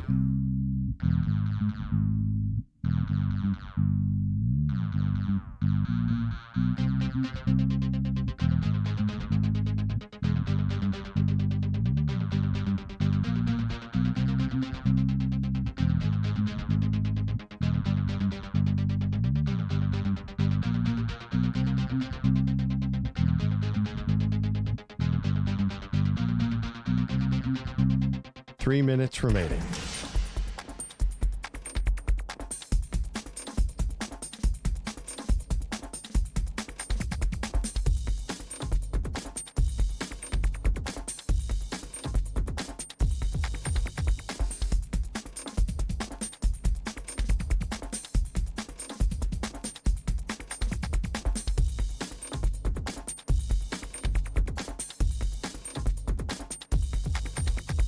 Two minutes, 30 seconds remaining.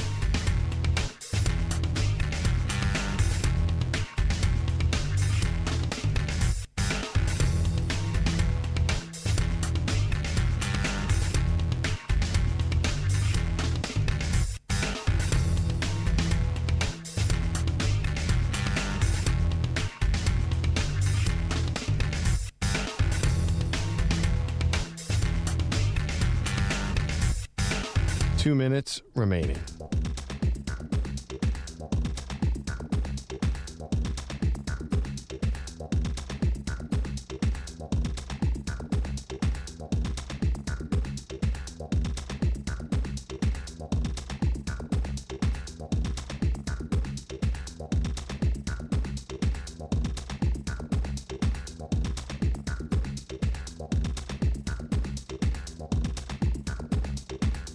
One minute, 30 seconds remaining.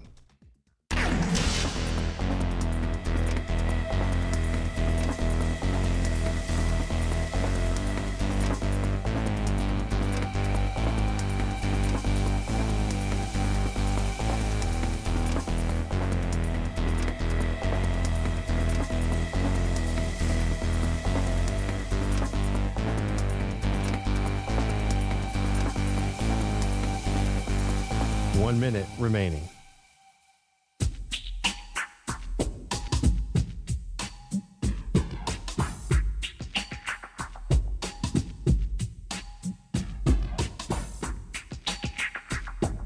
45 seconds remaining.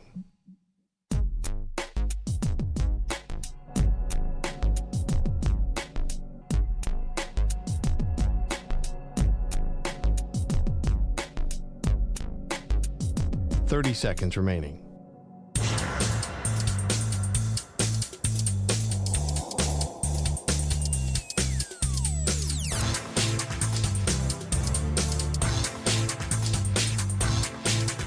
Fifteen seconds.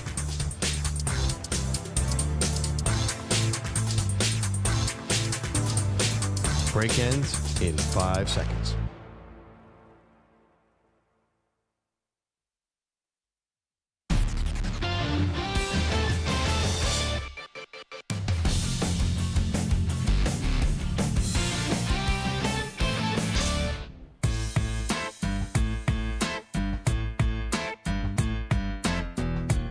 You're listening to the Zach Gelb Show on the Infinity Sports Network. All righty, this is Zach Gelb Show right here on the Infinity Sports Network. So Dan Orlovsky, I guess, was on Get Up earlier this morning, and he gave his top 5 quarterbacks under the most pressure entering this season. Samter and Stu, do you think you could name the top 5 quarterbacks under the most pressure, the most approved? That's the wording of this. The top 5 QBs with the most approved in 2025 via Dan Orlovsky. I think that's the better way to say it than under pressure. But you guys want to take a crack at this? Take a swing at it. Go ahead. How about Caleb Williams? Caleb Williams was number 1. He was in that number 1 spot with the Chicago Bears. The Bears. That's number 1. Brock Purdy. Brock Purdy was not in the top 5. Interesting. Not in the top 5. I think it's definitely someone that has a lot to prove this year. But the other 4, it's not as if I'm looking at any of those 4 and I'm incredulous that those guys are in instead of Brock Purdy. What about J.J. McCarthy? That is number 3. J.J. McCarthy in at number 3 with the Minnesota Vikings. So you got Caleb Williams 1, J.J. McCarthy 3 with the Minnesota Vikings. Are we staying in the North with Jordan Love? No. No more NFC North. No suck more at this NFC game. North. Oh, at least you could admit it. You got 3 more. What about Justin Herbert? Justin Herbert is not there. I'll help you guys out here. I'll give you a hint. How about Anthony Richardson? One last guess. All right. Look at Samter. He sets a low bar so he could clear it. I suck at this game, and then, oh, yeah, Anthony Richardson. So Indianapolis Colts quarterback Anthony Richardson in at 5. So Caleb Williams 1, J.J. McCarthy 3, Anthony Richardson 5. That's the 5 QBs with the most approved in 2025 from Dan Orlovsky. You are missing number 2, and you are missing number 4. One is from the AFC, one is from the NFC. What about Dak Prescott? That would be inaccurate. Are we going to go with Big Penix Energy? No. Oh. You were not, but that's a good one. I feel like he doesn't get talked to as much, and there is a lot to prove for Michael Penix this year with that Big Penix energy. AFC, are we staying in the South with my guess, Trevor Lawrence? There you go. All right. Don't let Samter get hot. That is number 2. So in at number 4, I won't give you another hint yet because I think it will give it away. But if you two guys can't get it in your next 2 guesses, then maybe I'll give you the hint that will easily give it away. Did he also play another sport? Is it Kyler Murray? Oh, I was going to say, I don't know if he did. It is not Kyler Murray, but that's a good name here. Kyler Murray does have a lot to prove. Number 4. Stu, you want to guess? Maybe it's Jaden Daniels, second year after a great first year. No. All right, I got one more guess. Wait, before you get to your guess, though, I did see an excerpt from an interview that the Pivot did with Jaden Daniels' mother.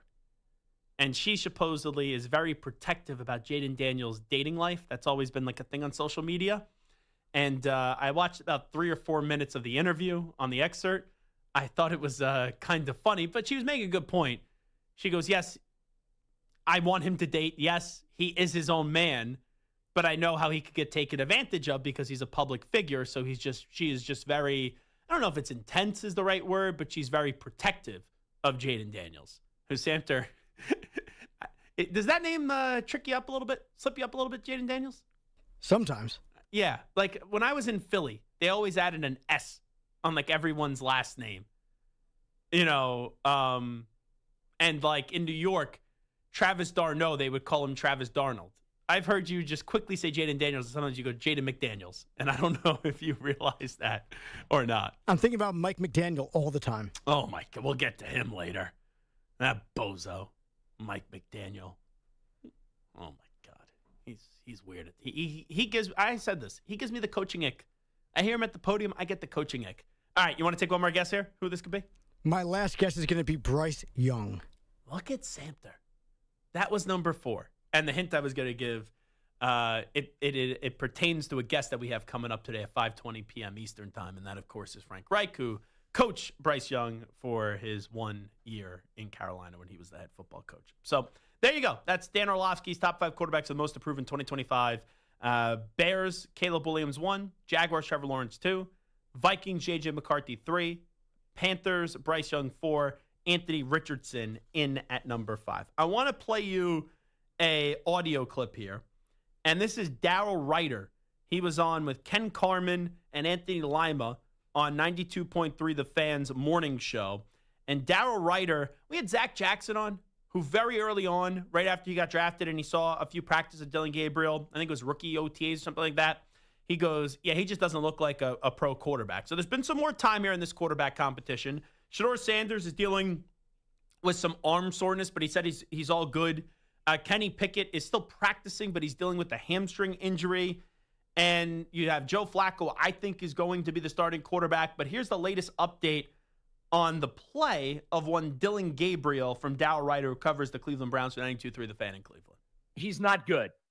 He's not an NFL quarterback, not right now. Jeez. And they have been putting him out there first with the 11-on-11. They're cramming this guy down our throats, and it's not good. It's not a height thing. It's not personal. I mean, he's rolling out, and he can't hit guys that are wide open. He's pretty good during 7-on-7 when there's no offensive and defensive lines, but he's just not a good quarterback. The problem that I have right now is that the Browns are forcing me to look at a third-round pick who has no business being in contention to start a football game this year. They're forcing me to evaluate him like he is a first-round pick and like he is a starting quarterback in the NFL. And that's not fair to Dylan. You're putting that kid in a really, really bad spot. Dylan Gabriel should be a developmental player, but giving him first-team reps on a consistent basis is ridiculous. Maybe someday he'll develop into Colt McCoy and be one of those guys that can bounce around the league and be a backup or whatever. But, I mean, it's just god-awful when he's on the field. It's not good. At times I feel like he brings the practice to a screeching halt when he's doing the 11-on-11 because the ball doesn't move. So I remember I used to interview Darryl Ryder a lot more when I was on the weekend overnights. He's not someone that's like, let me just say things for attention or let me just say things for clicks. You know, I think he's very measured, and he's like what a stereotypical reporter is, at least in the way that I view them, and I think he's very neutral. Maybe that's changed throughout the years. I haven't noticed it at all, but that's him unloading on Dylan Gabriel. So that's how you paint the picture there. True or false, Joe Flacco will be the week 1 starting quarterback for the Cleveland Browns. Stu? I would say true at this point, especially with the injury to Kenny Pickett. I think it'll be Flacco. Yeah, and he's still participating in these practices, Kenny Pickett. Yeah. But he has a hamstring injury. Samter, true or false, Joe Flacco will be the week 1 starting quarterback? Man, I'm going to say true, but I don't think he's going to last more than a couple weeks. So I'll say true, but with the hedge. You read my mind. So I think he will, barring injury, I think he will definitely be the quarterback. The question is, do they keep how many of the other 3 do they keep? Because I said this from the start, right? Joe Flacco's going to start week 1. It's really been a competition between Joe Flacco and Kenny Pickett. Then I just assumed that they would get rid of Kenny Pickett after that, whether it's trade or you just cut him, and then you keep Dylan Gabriel and Shedeur Sanders. Does an injury pop up? Is the Shedor's arm injury worse than what it is? And do they maybe put him on an injury list or something like that? You know, that's a possibility so they could keep all 4 of these guys in some capacity. But right now, I do think Joe Flacco is going to be the week 1 starting quarterback. And I think as long as he's healthy, he may start the first 6 weeks of the season. And listen to this murderer's row. And if they're going to throw another quarterback in there, and if Pickett's still on the roster, it's going to be Pickett after Flacco if it's before week 7. Because the first 6 weeks of the season, Cincinnati, at Baltimore, Green Bay, at Detroit, they're across the pond, I believe, against the Vikings, and then they're at Pittsburgh. Whew. I just hope Shedeur is healthy, because this sets up, after the Browns are like 0-3 to start the season, for everyone to bitch, and deservedly so, about wanting to see Shedeur Sanders. All right, one more question, then we'll take the break. So we have Micah Parsons requesting a trade. We have Terry McLaurin requesting a trade. You have Trey Hendrickson showing up, but basically holding in. And James Cook, who was showing up, now Hard Knocks, right? Ready to roll August 5th.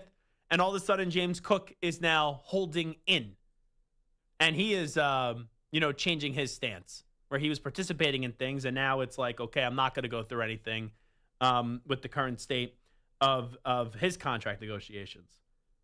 Who is most likely to get dealt out of those 4? Micah Parsons, Terry McLaurin, Trey Hendrickson, and James Cook. Samter, who do you think is most likely to get dealt by week 1? Let's go with. I am going Terry McLaurin. Stu? I will go Trey Hendrickson. Okay. I think it's really the conversation between those two. I don't think James Cook is going anywhere. I don't think Micah Parsons is going anywhere before week 1. And I'm going to lean, it's more likely that Terry McLaurin is the player that gets dealt.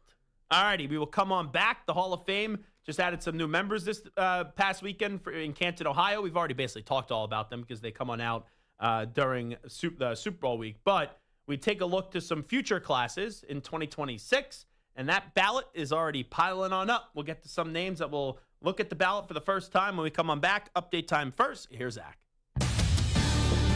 Infinity Sports Network.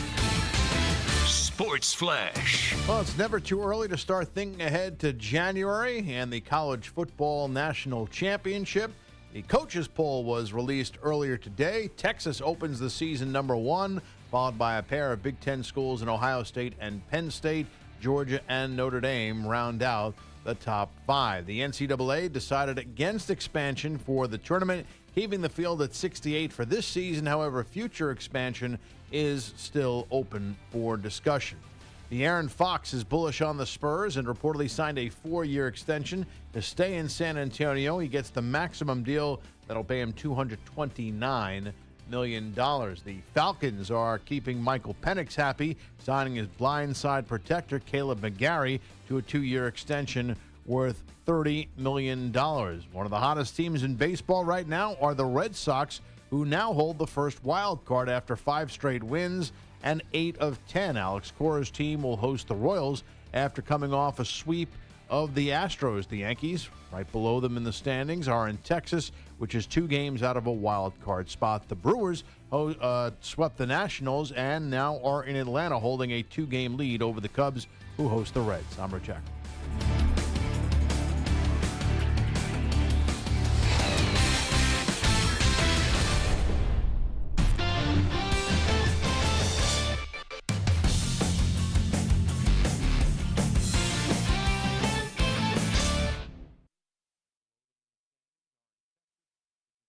You're in a 5-minute break.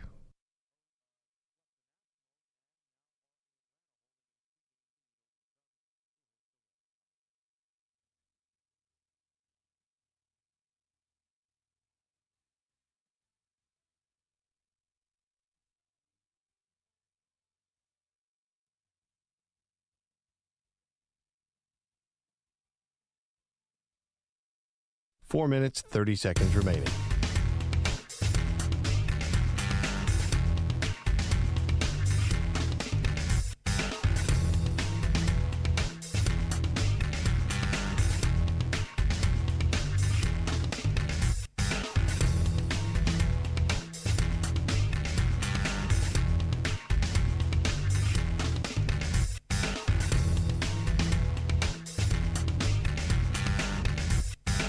Four minutes remaining.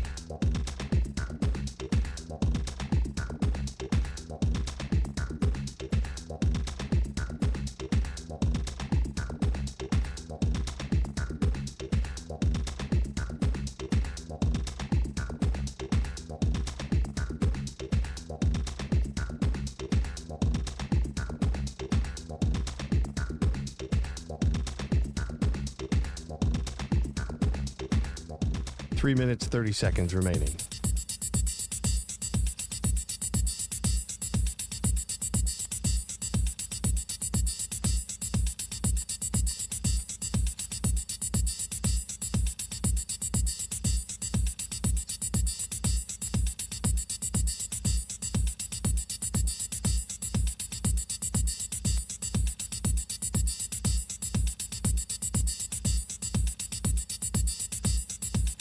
Three minutes remaining.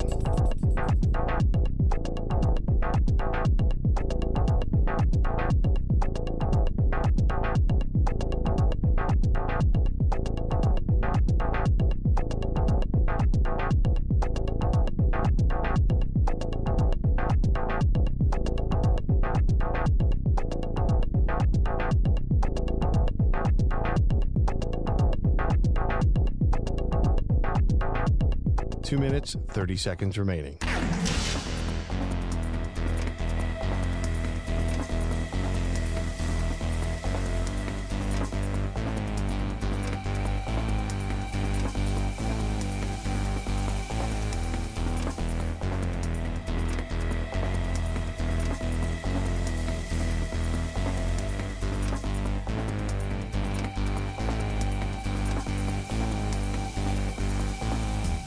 Two minutes remaining.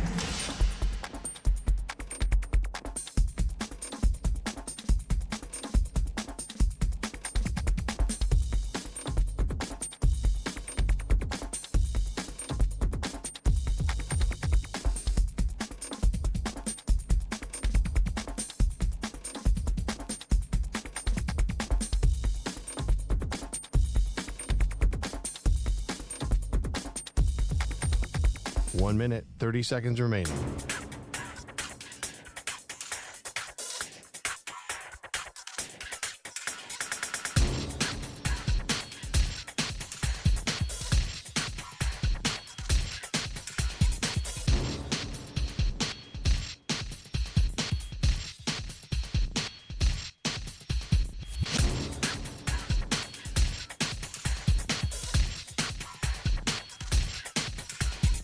One minute remaining.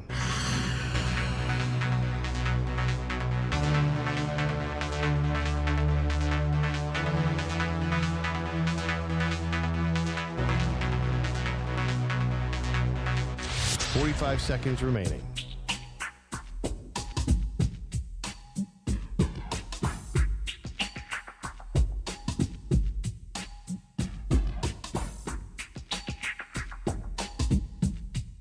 Thirty seconds remaining.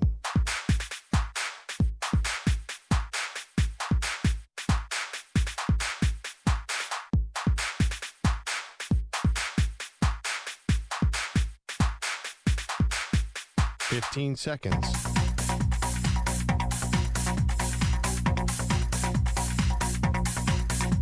Break ends in 5 seconds.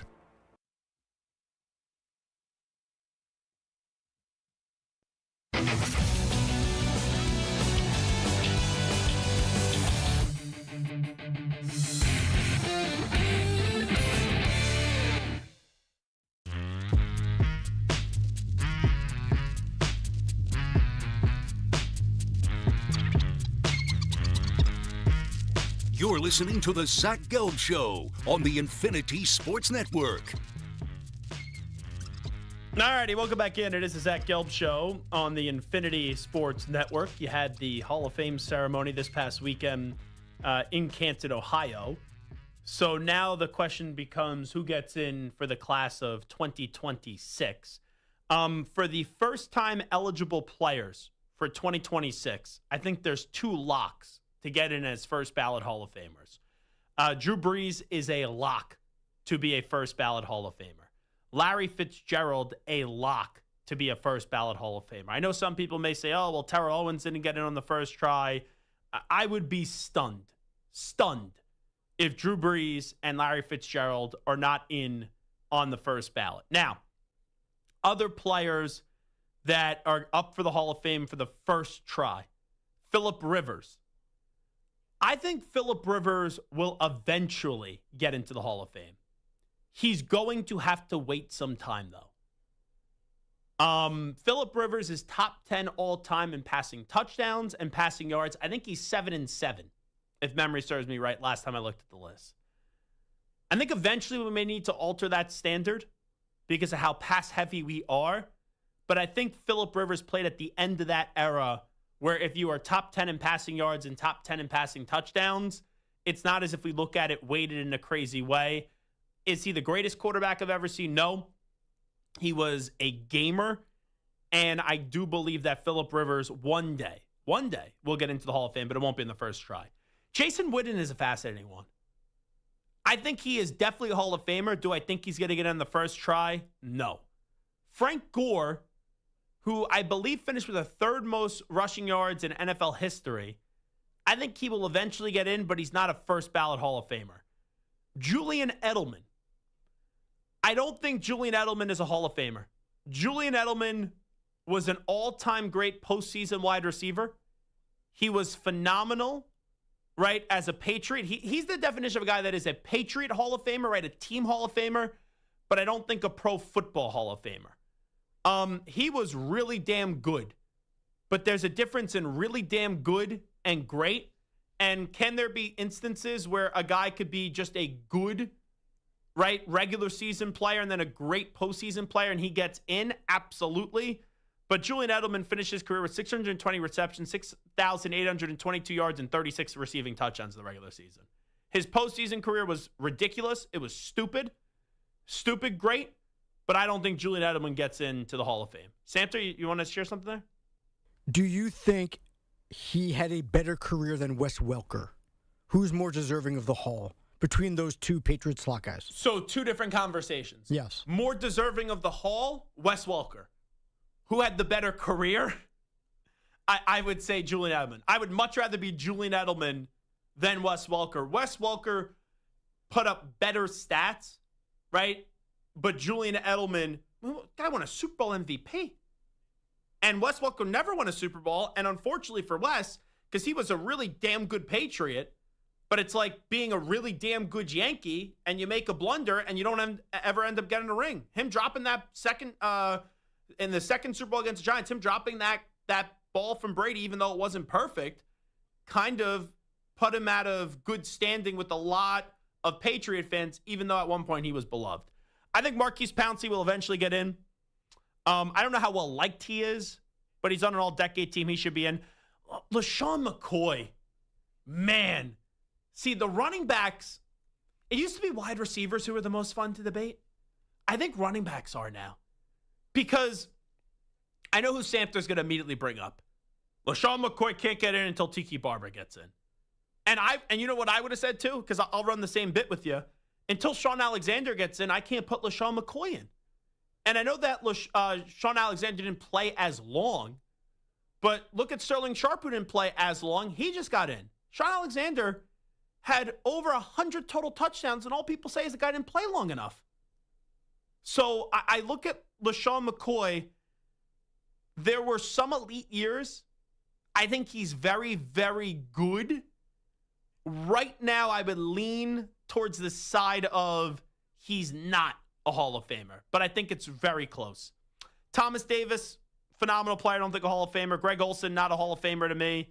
Alex Smith, not a Hall of Famer. Des Bryant, not a Hall of Famer. Steven Gostkowski, good kicker, really good kicker. I'm not rushing to put him in the Hall. Adam Vinatieri has to get in soon. I don't think Vinatieri got in yet. No, I don't think he did. I don't think Vinatieri did. Maybe I'm wrong on that. Geno Atkins, no. He was really good for a while, though. David DeCastro, my gut would say no, but it's so tough to evaluate guards. 6-time Pro Bowler, 2-time first-team All-Pro, but no all-decade team. So I would say he's probably not. Mike Pouncey. Oh, here's the thing. I said Marquise Pouncey is definitely in. Marquise Pouncey played the majority of his career with the Steelers. Yeah, it was Mike Pouncey, who's with the Dolphins or the Chargers. I would say Mike Pouncey's not, but Marquise Pouncey is. Todd Gurley, no. Jarrell Casey, my gut instinct would be no. That would be no, but let me just double check here. 5-time Pro Bowler, yeah, he's not getting in. And then finally, who was the other first ballot? Sean Lee, I would say no as well. Made a first-team All-Pro. Yeah, he's not going to make the Hall of Fame. So, I was just like, you see some of these names, and you're like, I know they have to throw them on there, but I'm like, hey, did I miss something with that? So here's what I think become the biggest talking points here after you look at the first ballot. And then it's factoring the ballot of its entirety. I get to sit there and make a case for Rodney Harrison. I've done that numerous times. Rodney Harrison should be in. But I think next year, you start with Breeze and Larry Fitzgerald are definitely locks. I think Jason Wooden will eventually get in, won't be on the first try. Frank Gore will eventually get in, won't be on the first try. Phillip Rivers is going to have to wait. Here's a fascinating one. Do they make Eli wait another year?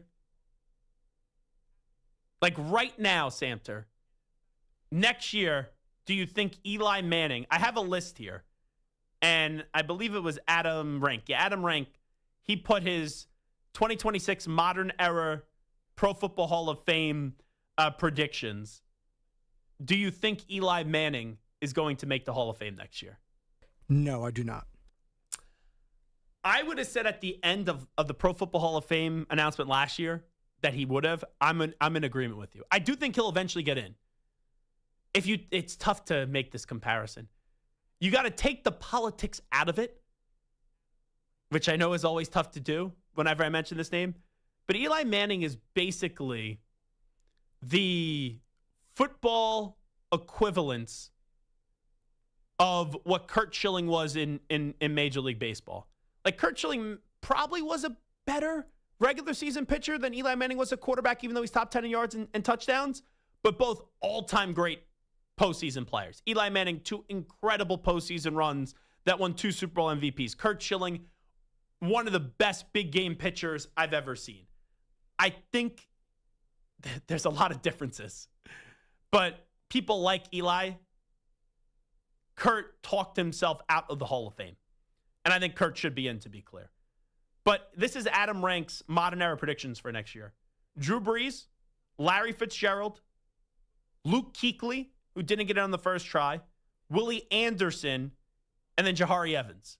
So he has 2 offensive linemen, a tackle and a guard, a linebacker, and then a wide receiver and a quarterback. It's tough because I think on the modern era, you could only get up to 5. And I think the way that they reclassified the coaches, Belichick will be up for it next year because he's a year out. Imagine that speech if he's still not back in the NFL. Well, Bill usually takes those history things very well, but I wonder if there's a little saltiness there that he's not back in the NFL. And I'll put it this. I'll take the odds right now that he doesn't thank Robert Kraft at that speech. That was what I was going to ask you. So those are some stuff there on the Hall of Fame.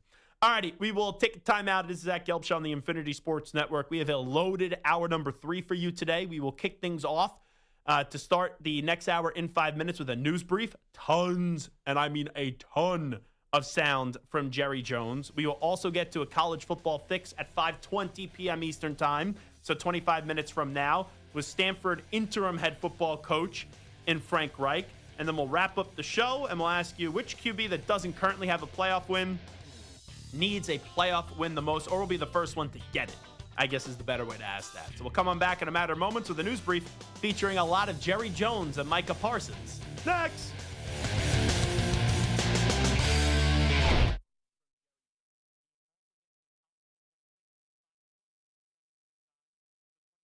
You're in a 5-minute break.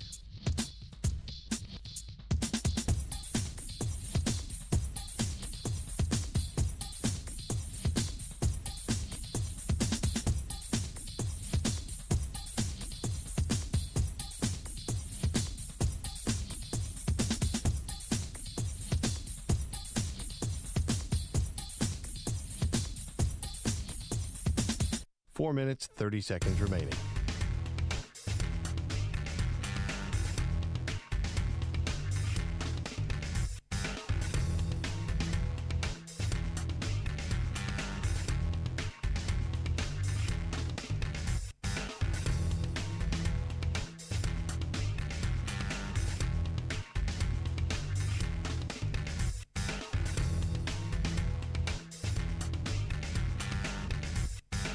4 minutes remaining.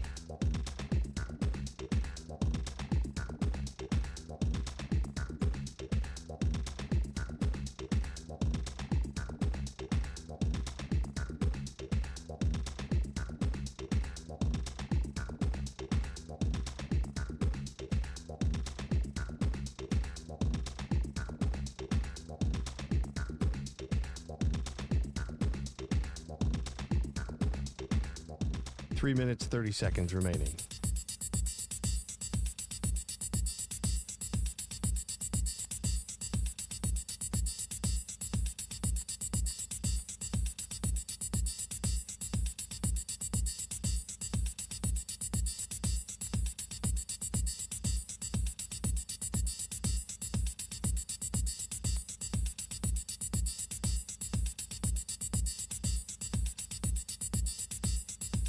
Three minutes remaining.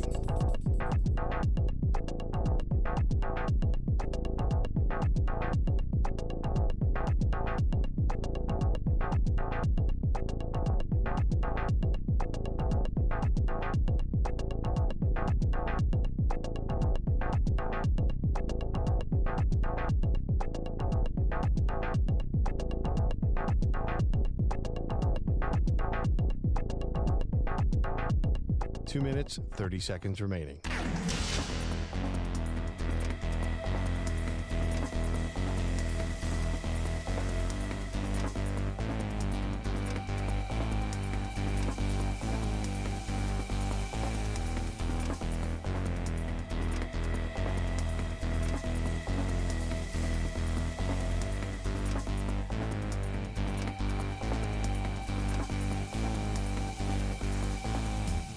Two minutes remaining.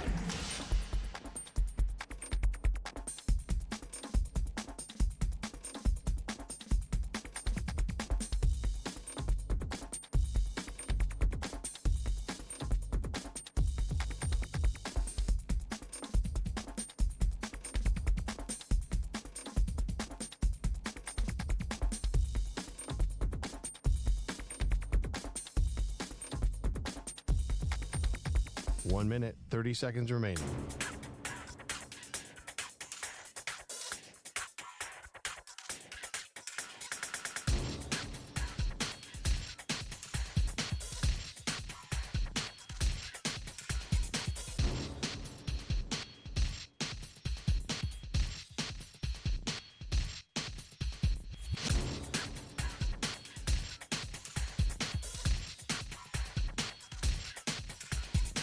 One minute remaining.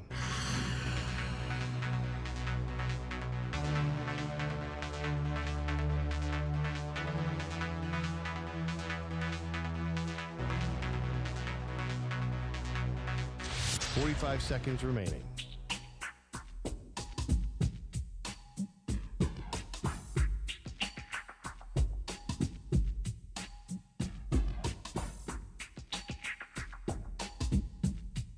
Thirty seconds remaining.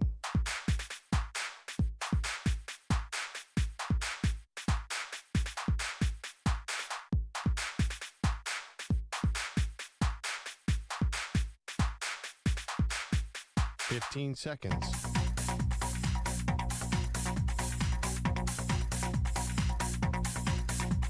Break ends in 5 seconds.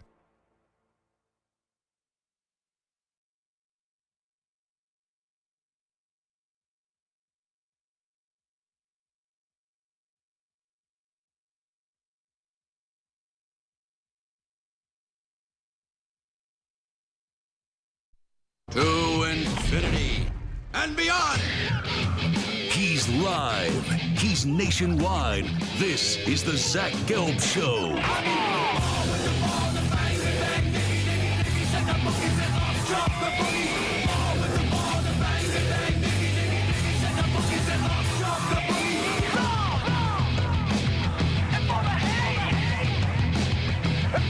Here's your host, Zach Gelb.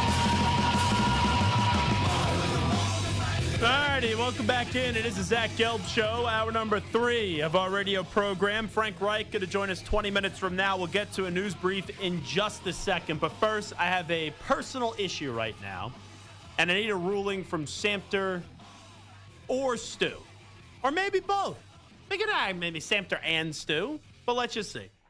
So I had to return a pair of pants. I had a clothing order recently. I got 2 pairs of joggers and then 2 pairs of like nice kind of pants. And I was going to make a decision on the nice pair of pants. And one of them I don't like compared to the other. So I'm going to return that pair. I've already gone to the gym today. And I went on my hour-long elliptical ride. But I also still want to get some more steps in today. So from here to where I'm dropping off my pants that I'm going to return and get money back, it's an hour walk.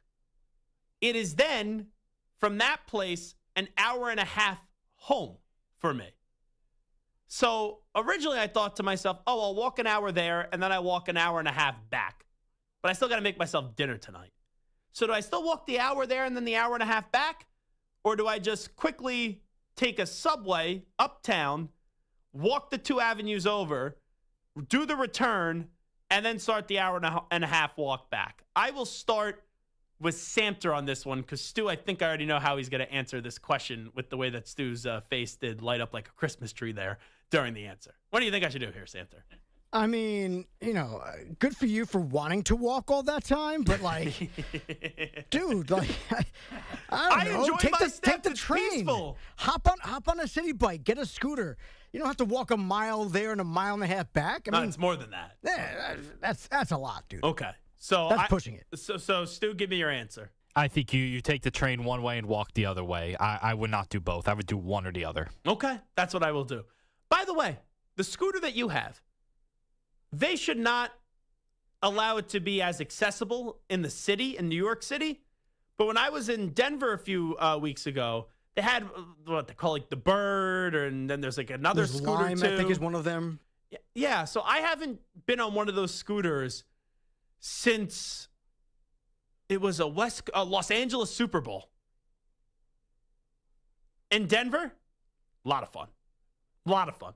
But in Denver, kind of slower, more casual, good. In New York, I don't want to say this because you're sitting right here and you use the scooter. I would be afraid that like I'm going to get hit by a car or something, with just how crazy it is driving in the city and all that. I felt safe in Denver. I would not feel safe riding one of those things in New York. It is very rough because even though people are aware in the city, they're coming from everywhere. You got bikes going the wrong way. You got people jaywalking. You got cars making left turns from the right lane without a signal. You got cabs and Ubers. It's scary, so I'd recommend not doing it. Okay. By the way, if you were wondering, Brian in the YouTube chat is making dinner. And right now he's making a Cheddar Bay biscuit chicken pot pie casserole.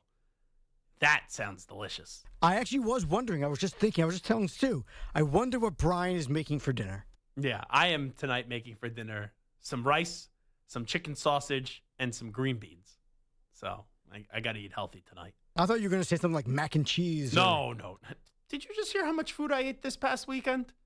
When I told you about the 21 order of wings that we had, the pig roast and the pizza, I am eating very healthy. I ate very healthy last night. I had shrimp and rice and green beans. I'm eating very healthy tonight. Tomorrow night I'm going to Westville, which will be another healthy meal. And then I'm back on vacation. So that's when the gluttony will start once again. All righty, without further ado, I'm not talking about Freddie Adu because we had to get to Frank Reich coming up at 5:20 p.m. Eastern time. Let's get to Jerry Jones, Micah Parsons news brief.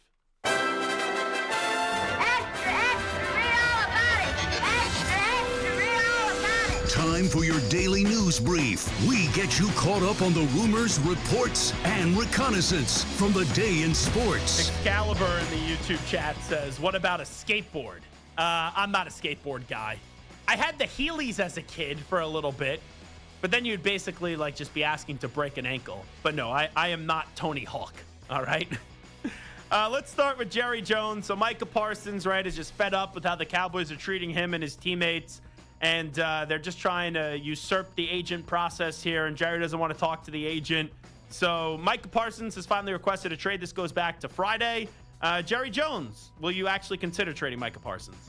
Jerry, are you considering trading Micah Parsons? Well, let's put it like this. Surely you guys have been around this stuff and know to recognize negotiation talk, that type of thing, and so that's where I put that. So are you considering it? I'm not. At this, the facts are that that's like anything else.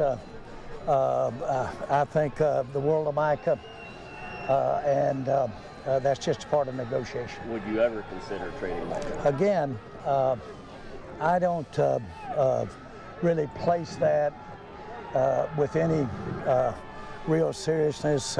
You know, Micah's got a bad back. That's like being traded. Did the request take you by surprise? Y'all weigh it the same. Let's again hear from Jerry Jones. Did this request surprise you? Did the request take you by surprise? Again, no, that's negotiation. I've heard that so many times in my 30 years in the NFL about from not just players but agents, and of course we all understand contracts. We're under contract. That's what we're doing. We're looking at adjusting the contract, but we're under contract, and we're in camp, and that's the way the rules are set up. But that is old stuff, 30 years of old stuff. Some of these issues we're hearing about trading, hurt backs, all that kind of stuff. It's kind of crazy here. Micah Parsons releases this statement on social media. It's clear. It's obvious what he's doing. It's making sense. It's painting him in a great light on, oh, Jerry Jones doesn't think he needs to go through my agent just because we had a meeting in March, and the Cowboys have zero good communication skills when trying to effectively get me a new deal. When I wanted to get a new deal done last year, I was good even in this offseason getting my deal done before Myles Garrett, getting it done before Trey Hendrickson, TJ Watt, whatever pass rusher was there, and I was good with leaving money on the table to get the deal done as quick as possible. And Jerry Jones is like, nope, that's not how we kind of rock and roll here.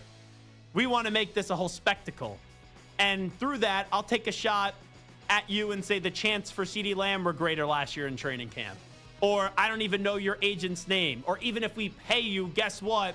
There's a chance that you could get hurt. And they gave Jerry, even if he misinterpreted what that meeting was in March, where I'm sure they talked money, I'm sure they talked years, and Micah Parsons, right, had an idea of what was getting offered to him. Jerry thought that was it, right? All the I's were already crossed, all the T's were already dotted, and we're done. Let's send in the paperwork and let's get that Johnny Hancock from Micah Parsons on the paper. And then Micah's like, no, you got to talk to my agent still. And Jerry doesn't like to be told what to do, so now it gets to this point. But when Jerry speaks, it's, we have a contract, right? The player's under contract. He's got a bad back, AKA it's just negotiations. And then he said again 4,000 times. I read the statement from Micah Parsons, and I go, he's the winner here. Jerry Jones speaks, and you go, I have no damn clue what Jerry Jones is trying to do here, other than to just dump gasoline on a fire that was very minimal, and the fire wasn't going to do any harm, and now it's spreading like crazy. Now, can they eventually rectify the situation still? Sure, yeah, they can. But now it's getting very, very messy. But that's how Jerry Jones likes it. All right, let's hear from Jerry Jones. We'll play another one, the importance of players playing out contracts. If everybody had the ability to take an existing contract and just say, I disregard it, this league would be chaos.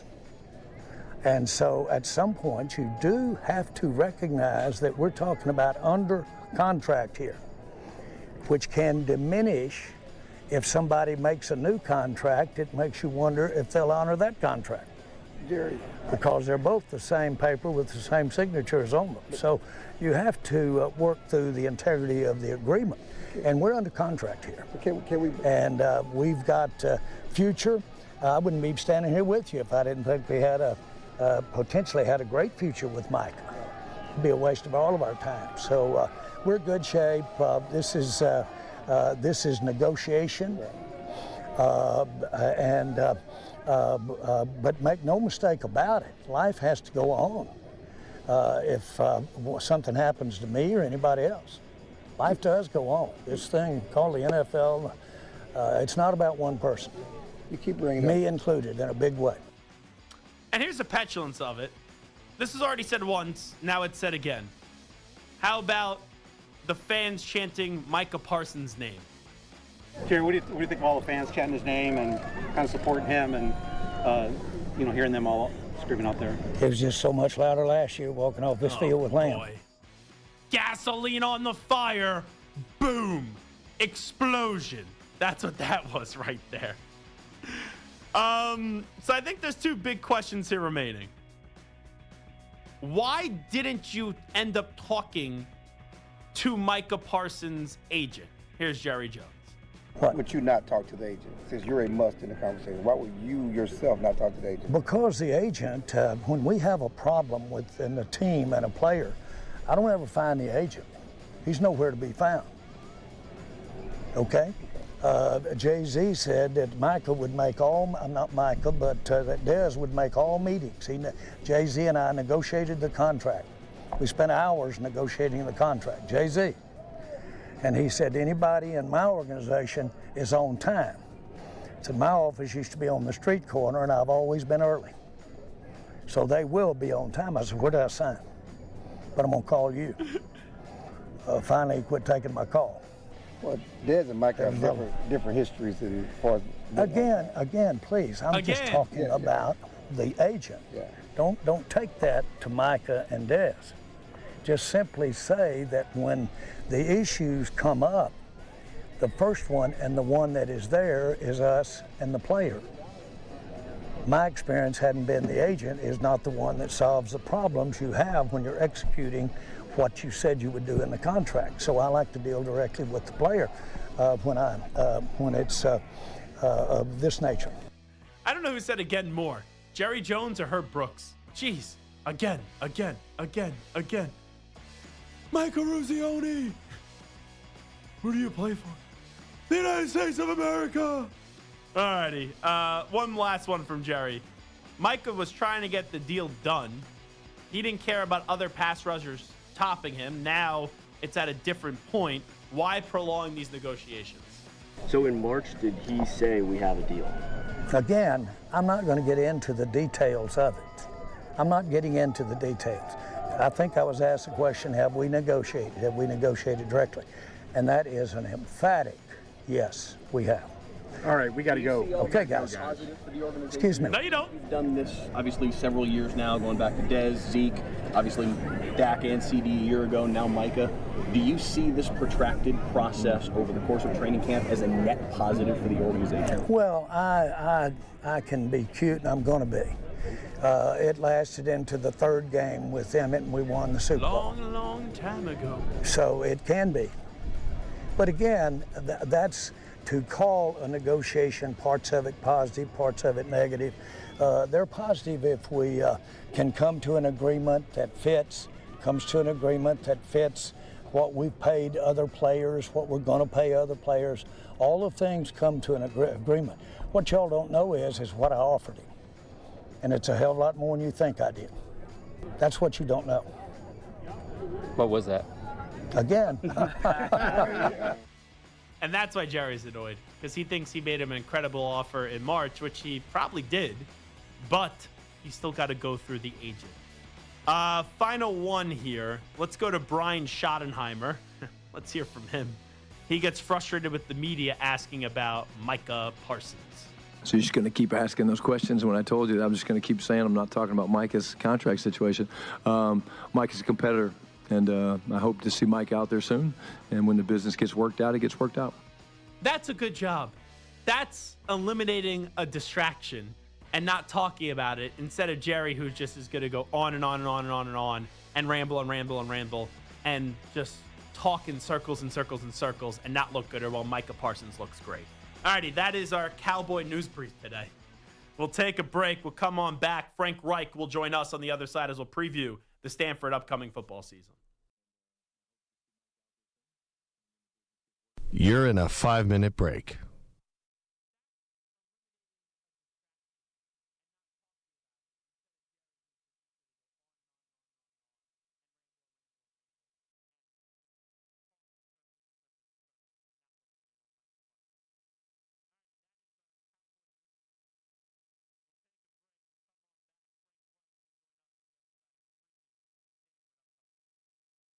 4 minutes, 30 seconds remaining.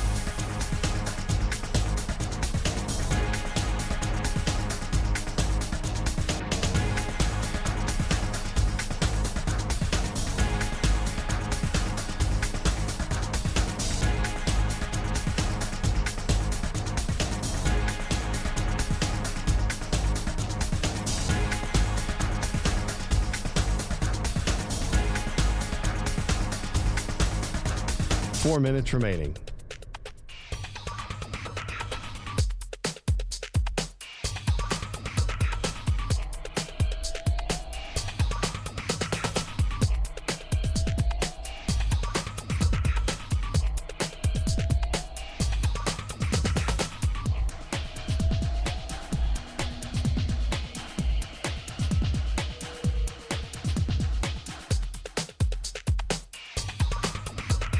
Three minutes, 30 seconds remaining.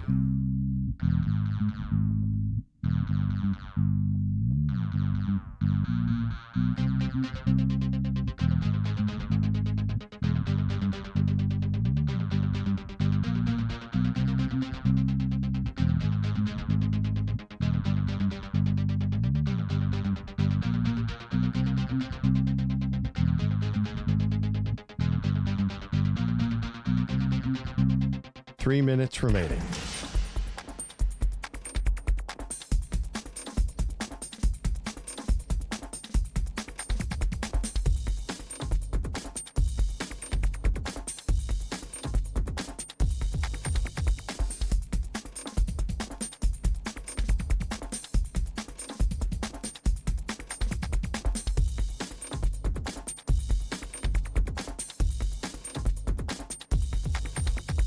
Two minutes, 30 seconds remaining.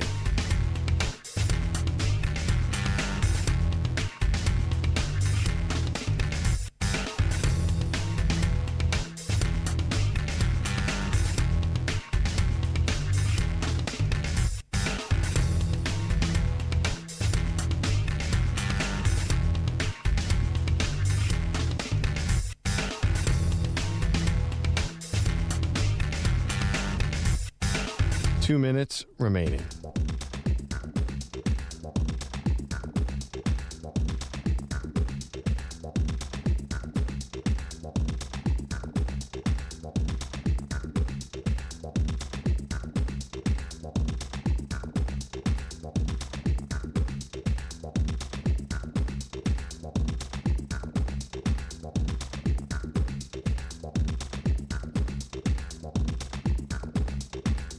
One minute, 30 seconds remaining.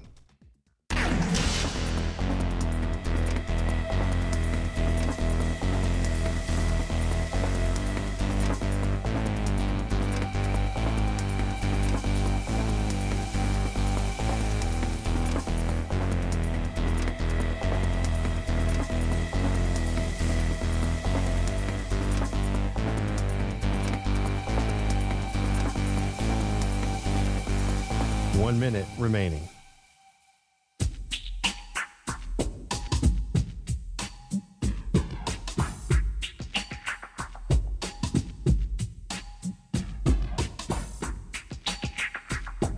Forty-five seconds remaining.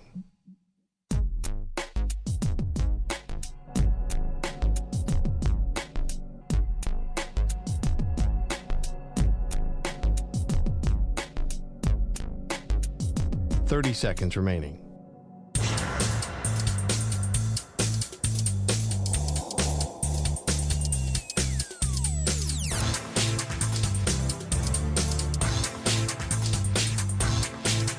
Fifteen seconds.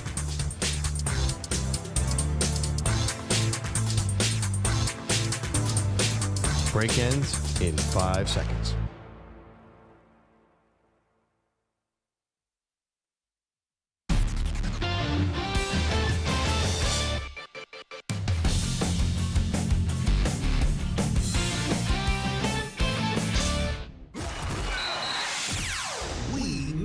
College football. His first touch. And typical Ashton Jetty. Looking to go. You can't bring him down. Is he? Yes, he will. We can't wait for the 2025 season.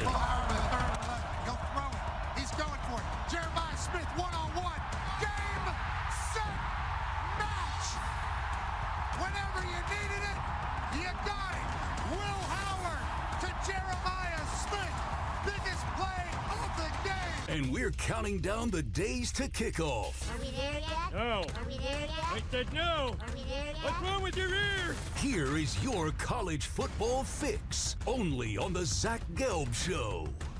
Alrighty, 19 days away until Stanford kicks off their season up against Hawaii. Now joining us on the Zach Gelb Show to preview Stanford is their head football coach, and that, of course, is a longtime NFL man in Frank Reich, who's kind enough to join us now, making the transition to the college game, I believe, on an interim basis is all the correct ways to say these things, and Coach Reich is here with us. Coach, always appreciate the time. Thanks for it. How are you?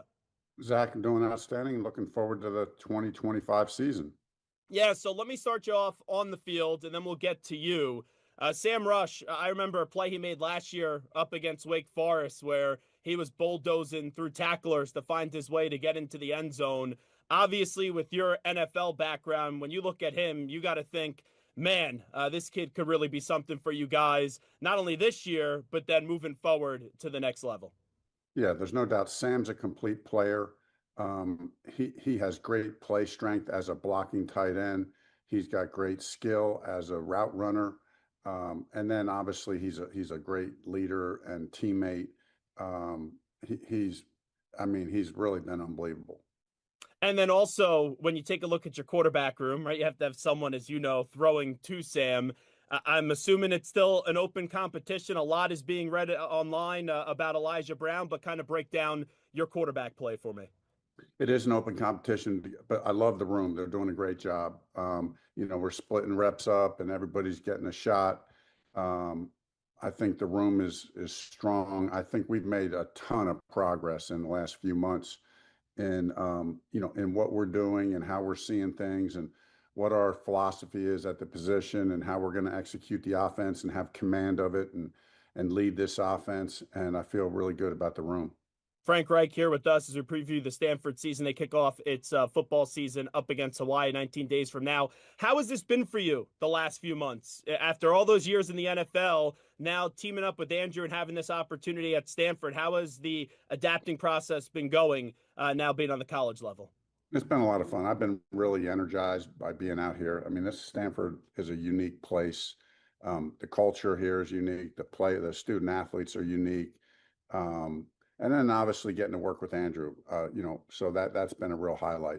So, like I said, been energized by the team, by helping Andrew kind of fulfill his vision for the program and the process that we want to put in place, and feel like we're making some good strides. Well, it's very fitting the moment we bring up, right, you transitioning to the college game. I just got a text actually from your former college roommate in Boomer Esiason as you started that answer, who's a colleague of ours here at Odyssey Infinity Sports Network. And I asked him, I said, anything I could tease your old college roommate on to open things up to kind of ease him into the conversation? Boomer responded, he was a very messy roommate and farted a lot. So what was the scouting report on Boomer Esiason as a roommate, since he just kind of went after you, which I would probably imagine whatever he said about you, Boomer was 10 times worse? Well, first of all, I vehemently deny those accusations, both of them. And I just think he's trying to cover up his own messes and bad hygiene. But no, I'll tell you what, Boomer's a class act, and there are some stories to tell about him, like when we're running across Route 1 with football in our hand, and he trips over himself and on Route 1, and the ball's rolling and rolls under cars. The car's beeping the horn, because Boomer's got his number 7 on. But no, Boomer's a class act and a very dear friend. Whoever smelt it dealt it, right, Coach? So if he's going to accuse you of that, I would assume that's just Boomer trying to cover for himself. That's exactly right. Frank Reich here with us. So when we get to you at Stanford, right, we're told you are the interim coach. This is a 1-year experience. Do you think there's a chance that you really obviously love your time here for a year and then this becomes more of the intended 1-year plan for you with Stanford? No, I mean, Andrew and I had a very clear conversation at the beginning. What was right for me, what was right for him and the program, and we're we're both comfortable, with the plan that we came up with. So here's what I know: I am all in on the 2025 season. That's all that matters. So any thought of what could happen next year is the furthest thing from my mind. All my energy is focused to this season. clearly you had a lot of respect, and you still do, for Andrew with that relationship of you guys together in Indianapolis. When this all came about, you could have been living very comfortably, not getting back into the daily coaching grind. Why was this something that you said, you know what, I'm actually going to take Andrew up on this and go through with it? Yeah, there were two reasons. One, because it was Andrew, I really, there's probably very few people I would have even entertained that idea from, but Andrew would be one of them. Excuse me. And then the second reason was, it's Stanford. I've experienced a lot in my career playing and coaching, been around the league a lot, but I've never had an experience like coaching at Stanford. And it was just something I just couldn't pass up. And so, my wife and I talked about it, and, we're through, I got a bunch of stuff going on back east, but, just wanted to kind of put that on hold and come out here for this season and give every ounce of energy I can to helping this team in every way possible. And the college game really keeps on resembling more and more like the pro game, right? We have a general manager now at Stanford. I just saw that you guys brought in the former Nike CEO, John Donahoe, as your athletic director. How about their vision? And I know you said you're all in for this year, but the two of them's vision for this program, you kind of laying the foundation this year. What is kind of expected to get this thing moving back in the right direction under those two?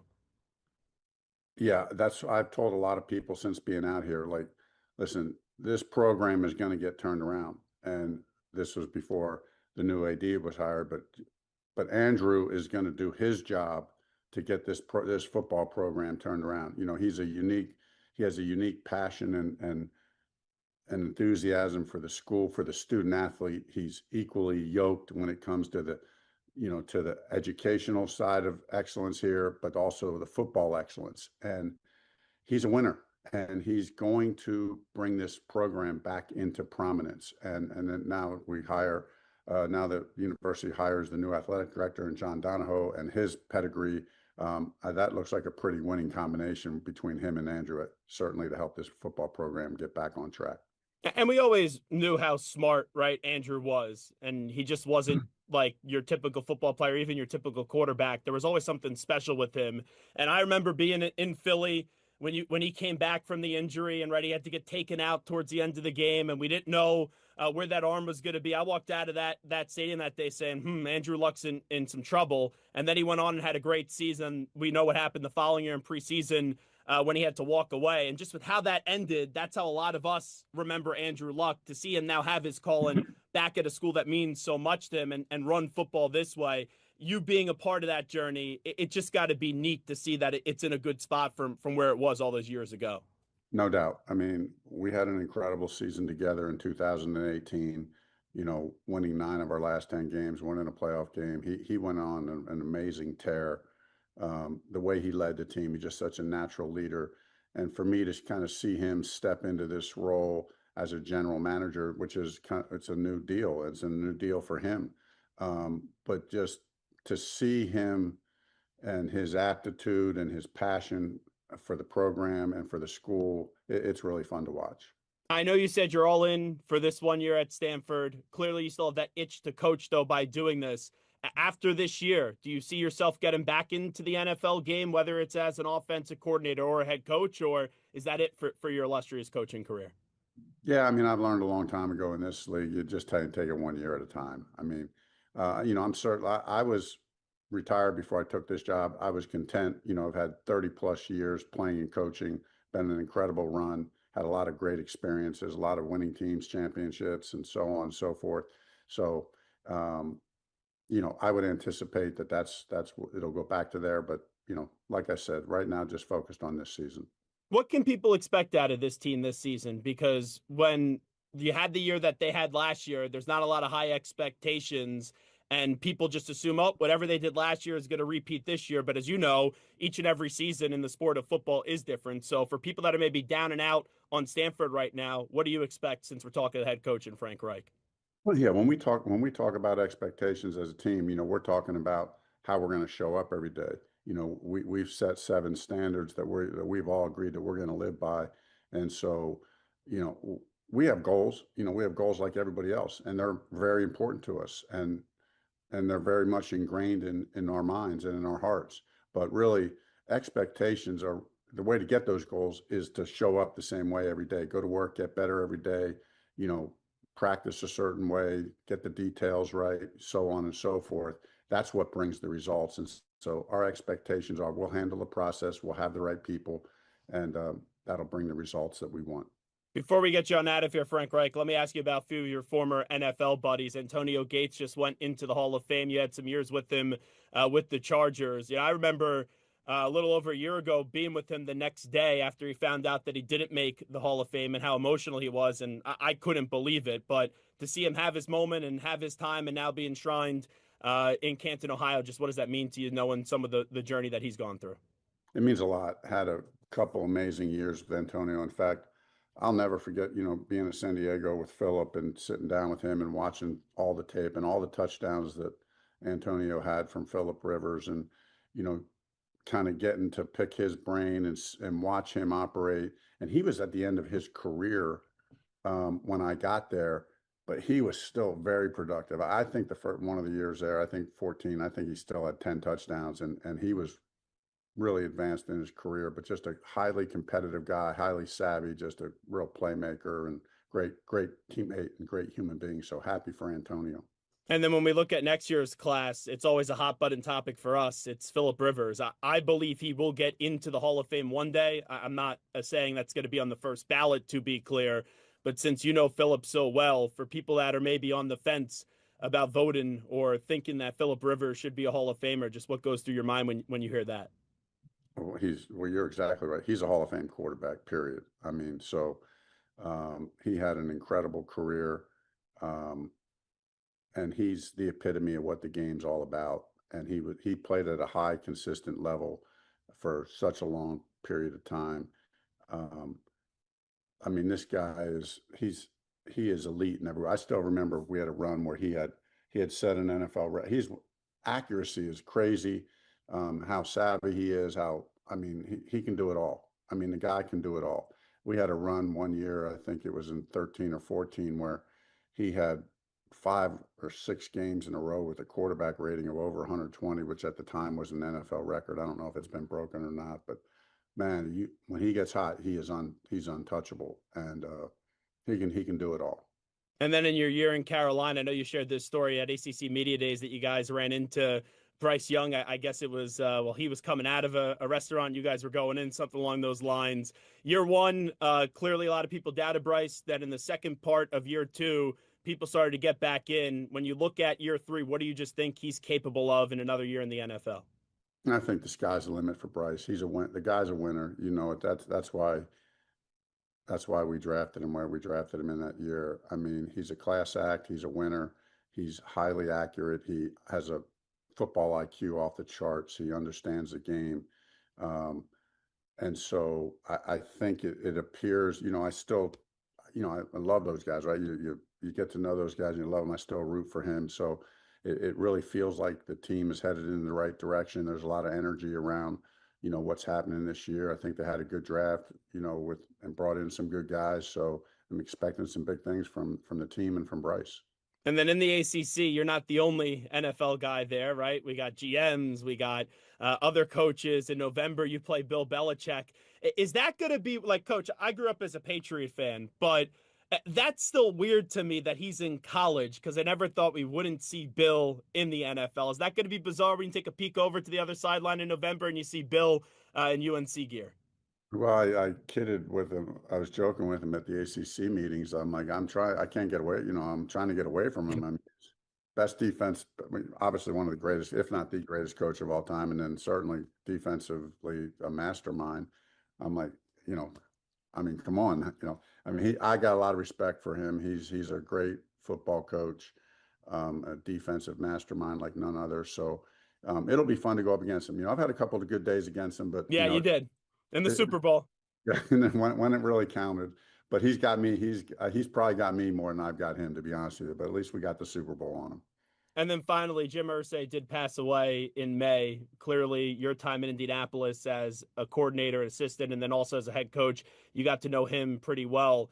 How do you just kind of look back at his life and the personal relationship and what he meant to you?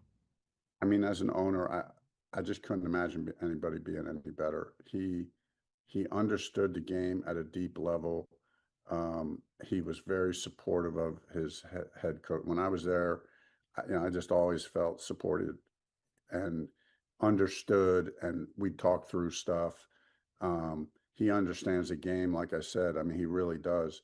And so his passing was heart-wrenching, to be honest with you. I had gotten close, not only with him, but with their family. Was incredibly, everybody knows his generosity is like unlike no other person. And he was extremely generous to us and our foundation that we started, and really helped us get off the ground to do amazing things. And we wouldn't be where we were at as a foundation without him helping us get off the ground. So an amazing human being, and sorry to lose him this year, but certainly looking for good things from the Colts, and excited for his 3 daughters, who my wife and I got to know when we were there for the 5 years we were there. His 3 daughters are amazing people. They're going to do a great job, and excited for the Colts' future. Well said. Stanford kicks off its season 19 days from now up against Hawaii. Coach, we'll let you get back to work. Appreciate you doing this. Thanks, Zach. Go. Little week 0 matchup coming up 19 days from now. Frank Reich against Hawaii, as you have Stanford going up against the Hawaii football program. And, you look at the ACC, you got Bill O'Brien with Boston College. Ron Rivera, Axe Buddy, is the general manager at Cal. Bill Belichick is obviously with the UNC Tar Heels. And then you got Frank Reich, as Stanford's in the ACC, patrolling their sideline. So those are some of the NFL connections that you do have now, as the college game starts to resemble more and more and more of the pro game. And it's pretty much identical at this point, especially with NIL and the transfer portal and all that stuff cooking up right there. Okay, we'll take a break. We'll come on back. When we do return, you will hear from Tyreek Hill and Mike McDaniel, as that's starting to become a circus down there on South Beach. And also, I saw a graphic today, and it lists all the quarterbacks that are projected to start their current playoff wins. There's a ton with 0 playoff wins. Who's going to get a playoff win that doesn't have one yet as a quarterback for this upcoming season? We'll skip around the room with that when we return. Update time first. Here's the Ackman, Rich Ackerman.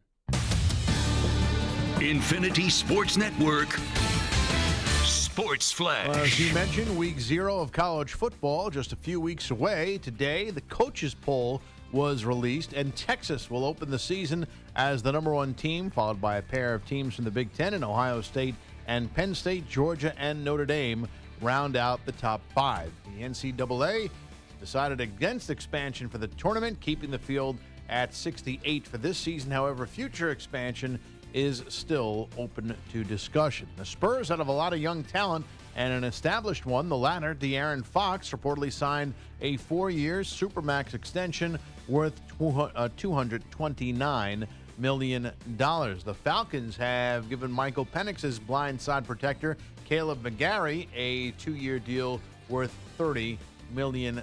It hasn't been the season many expected for the Dodgers, yet they're still among baseball's best teams. They'll host the Cardinals tonight after picking up win number 65 in taking 2 of 3 from the Rays. They're 3 games up on the Padres, who are in Arizona tonight. The Astros 2.5 up in the AL West will try to pick themselves up off the mat after getting swept in Boston. They'll take on the Marlins, who have won 5 in a row. The Red Sox go for their 6th straight against the Royals. I'm Rich Ackerman.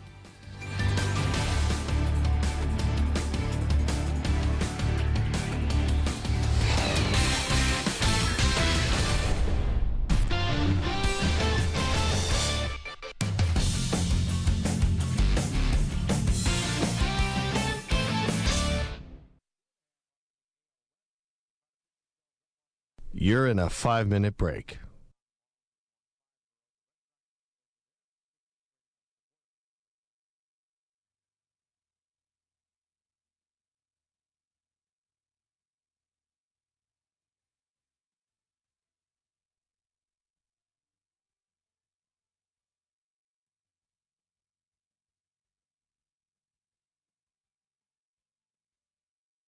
Four minutes, 30 seconds remaining.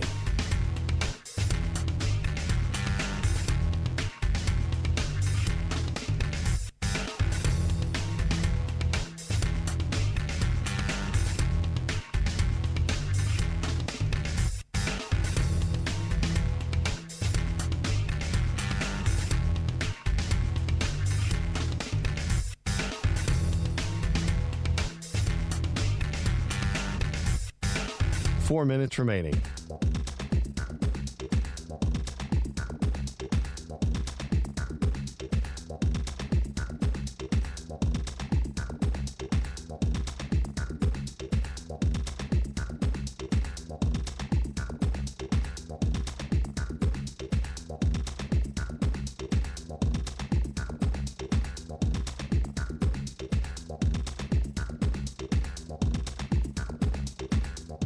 Three minutes, 30 seconds remaining.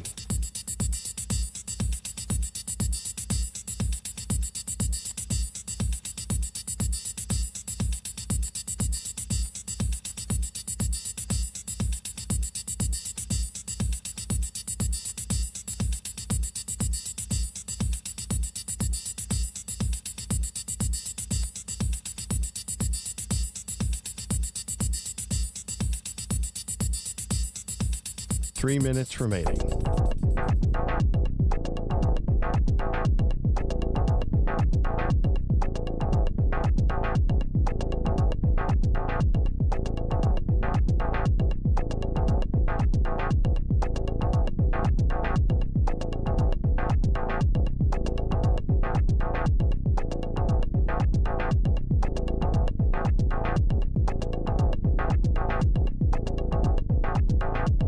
Two minutes, 30 seconds remaining.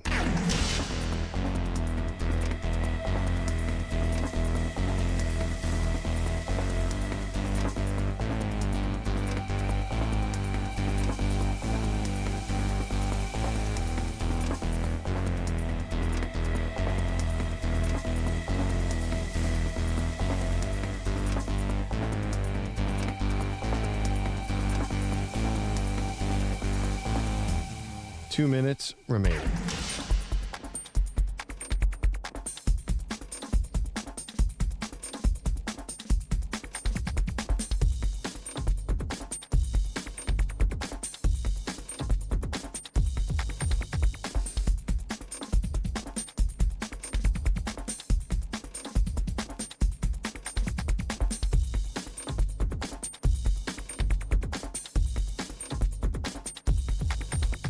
One minute, 30 seconds remaining.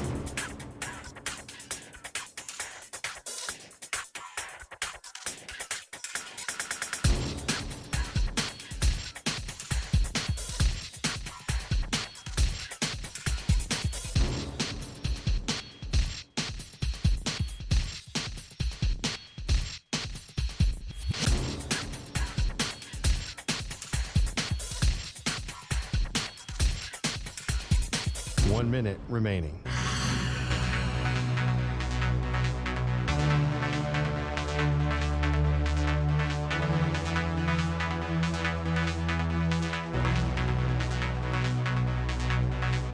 Forty-five seconds remaining.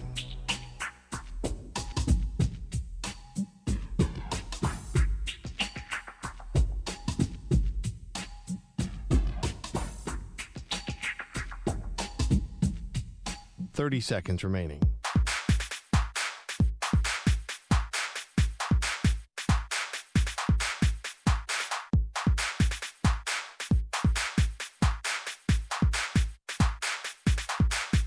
Fifteen seconds.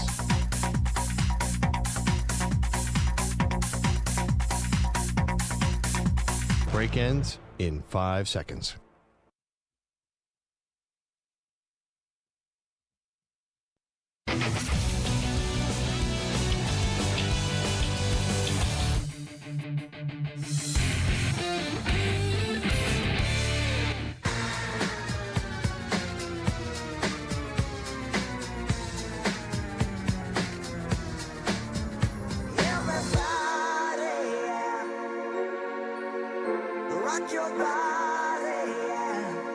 Hey, this is Howie. And this is Nick. From the Backstreet Boys. And you're listening to the Zach Gelb Show. And guess what?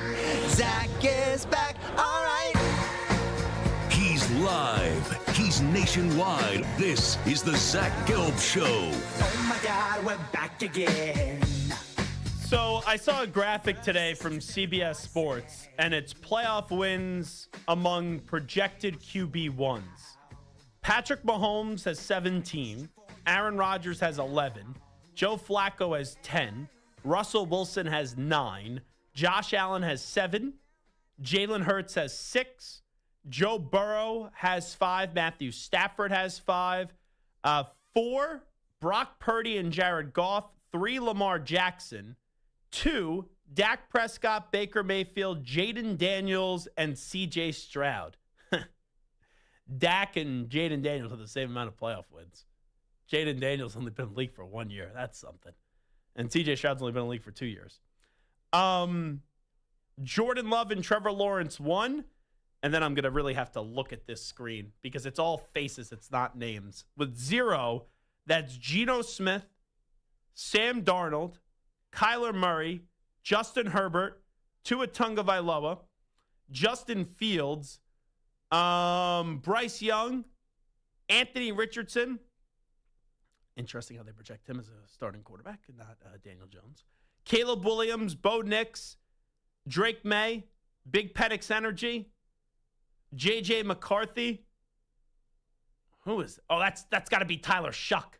I was like, who the heck is that? And then Cam Ward. So out of those 1, 2, 3, 4, 5, 6, 7, 8, 9, 10, 11, 12, 13, 14, 15 quarterbacks that are projected to start, according to CBS Sports, that have 0 playoff wins. Who will get there first this upcoming season? By the way, out of the projected starting quarterbacks, there's only 1, 2, 3, 4, 5, 6 quarterbacks that have won Super Bowls by way on this CBS Sports graphic. I will start with you, Stu. Who is the quarterback who will get their first playoff win this year? I will go with Bo Nix. I think in year 2, I think the Broncos set a good foundation last year in Sean Payton's first year. Did a really good job, and I think this should even be even better with Bo Nix being in his second year and adding to that defense. Samter, who is your QB? I'm going with Justin Herbert. I'm a big believer in Jim Harbaugh. He turned them around as expected, faster than anyone expected. Justin Herbert, they got a better running game with Omarion Hampton that they drafted, as well as Najee Harris. Yeah. The defense, we'll see, but it just feels like they're finally, Ladd McConkey's coming into his own. It just feels like they're building around him the right way, and he's getting there. It's just a matter of winning. Yeah, they had a good defense last year. So you look at the Chargers. This to me is a big Justin Herbert season. Massive, enormous Justin Herbert season. I'm going to go with someone that did a whole lot of good for Jim Harbaugh. And that's J.J. McCarthy. I think a lot of people, because they don't think J.J. is going to be a good quarterback, even though I think he had a 27-1 record at Michigan. And I get it, right? They had a great offensive line, 2 good running backs, Blake Corum and Donovan Edwards. And they won 3 Big Ten championships. And they also won a national championship. I understand that people are going to look at J.J. and be like, he's a game manager. He didn't have to throw the football all that much. I look at Kevin O'Connell. Kevin O'Connell made Sam Darnold look like a good quarterback, at times a great quarterback this past year. And they used the first-round pick on J.J. McCarthy. I think that J.J. McCarthy is not only going to lead the Vikings back to the playoffs this year, but he's going to win at least 1 playoff game. So I will go with J.J. McCarthy. And you know what? I think because of how last year ended with the Minnesota Vikings, they blew the division at the end of the season. They didn't show up in that playoff game because Sam Darnold was terrible.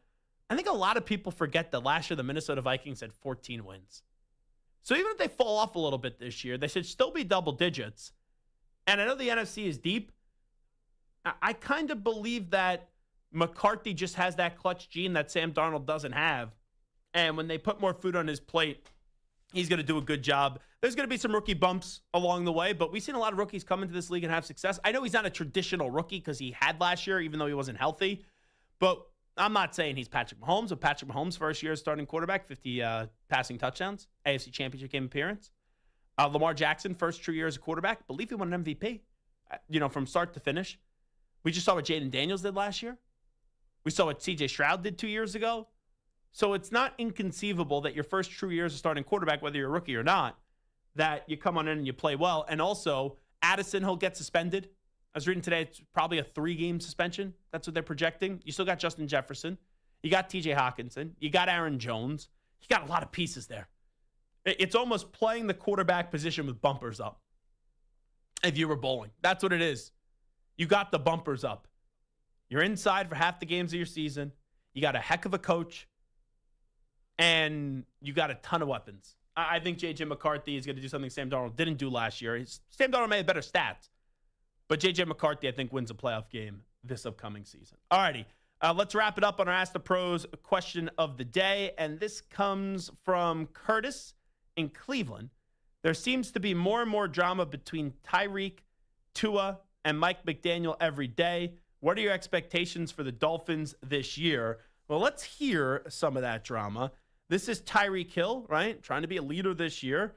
He talked to the media about how to improve on third and short situations. Take the run out on third down. What? You want to? That's my honest opinion.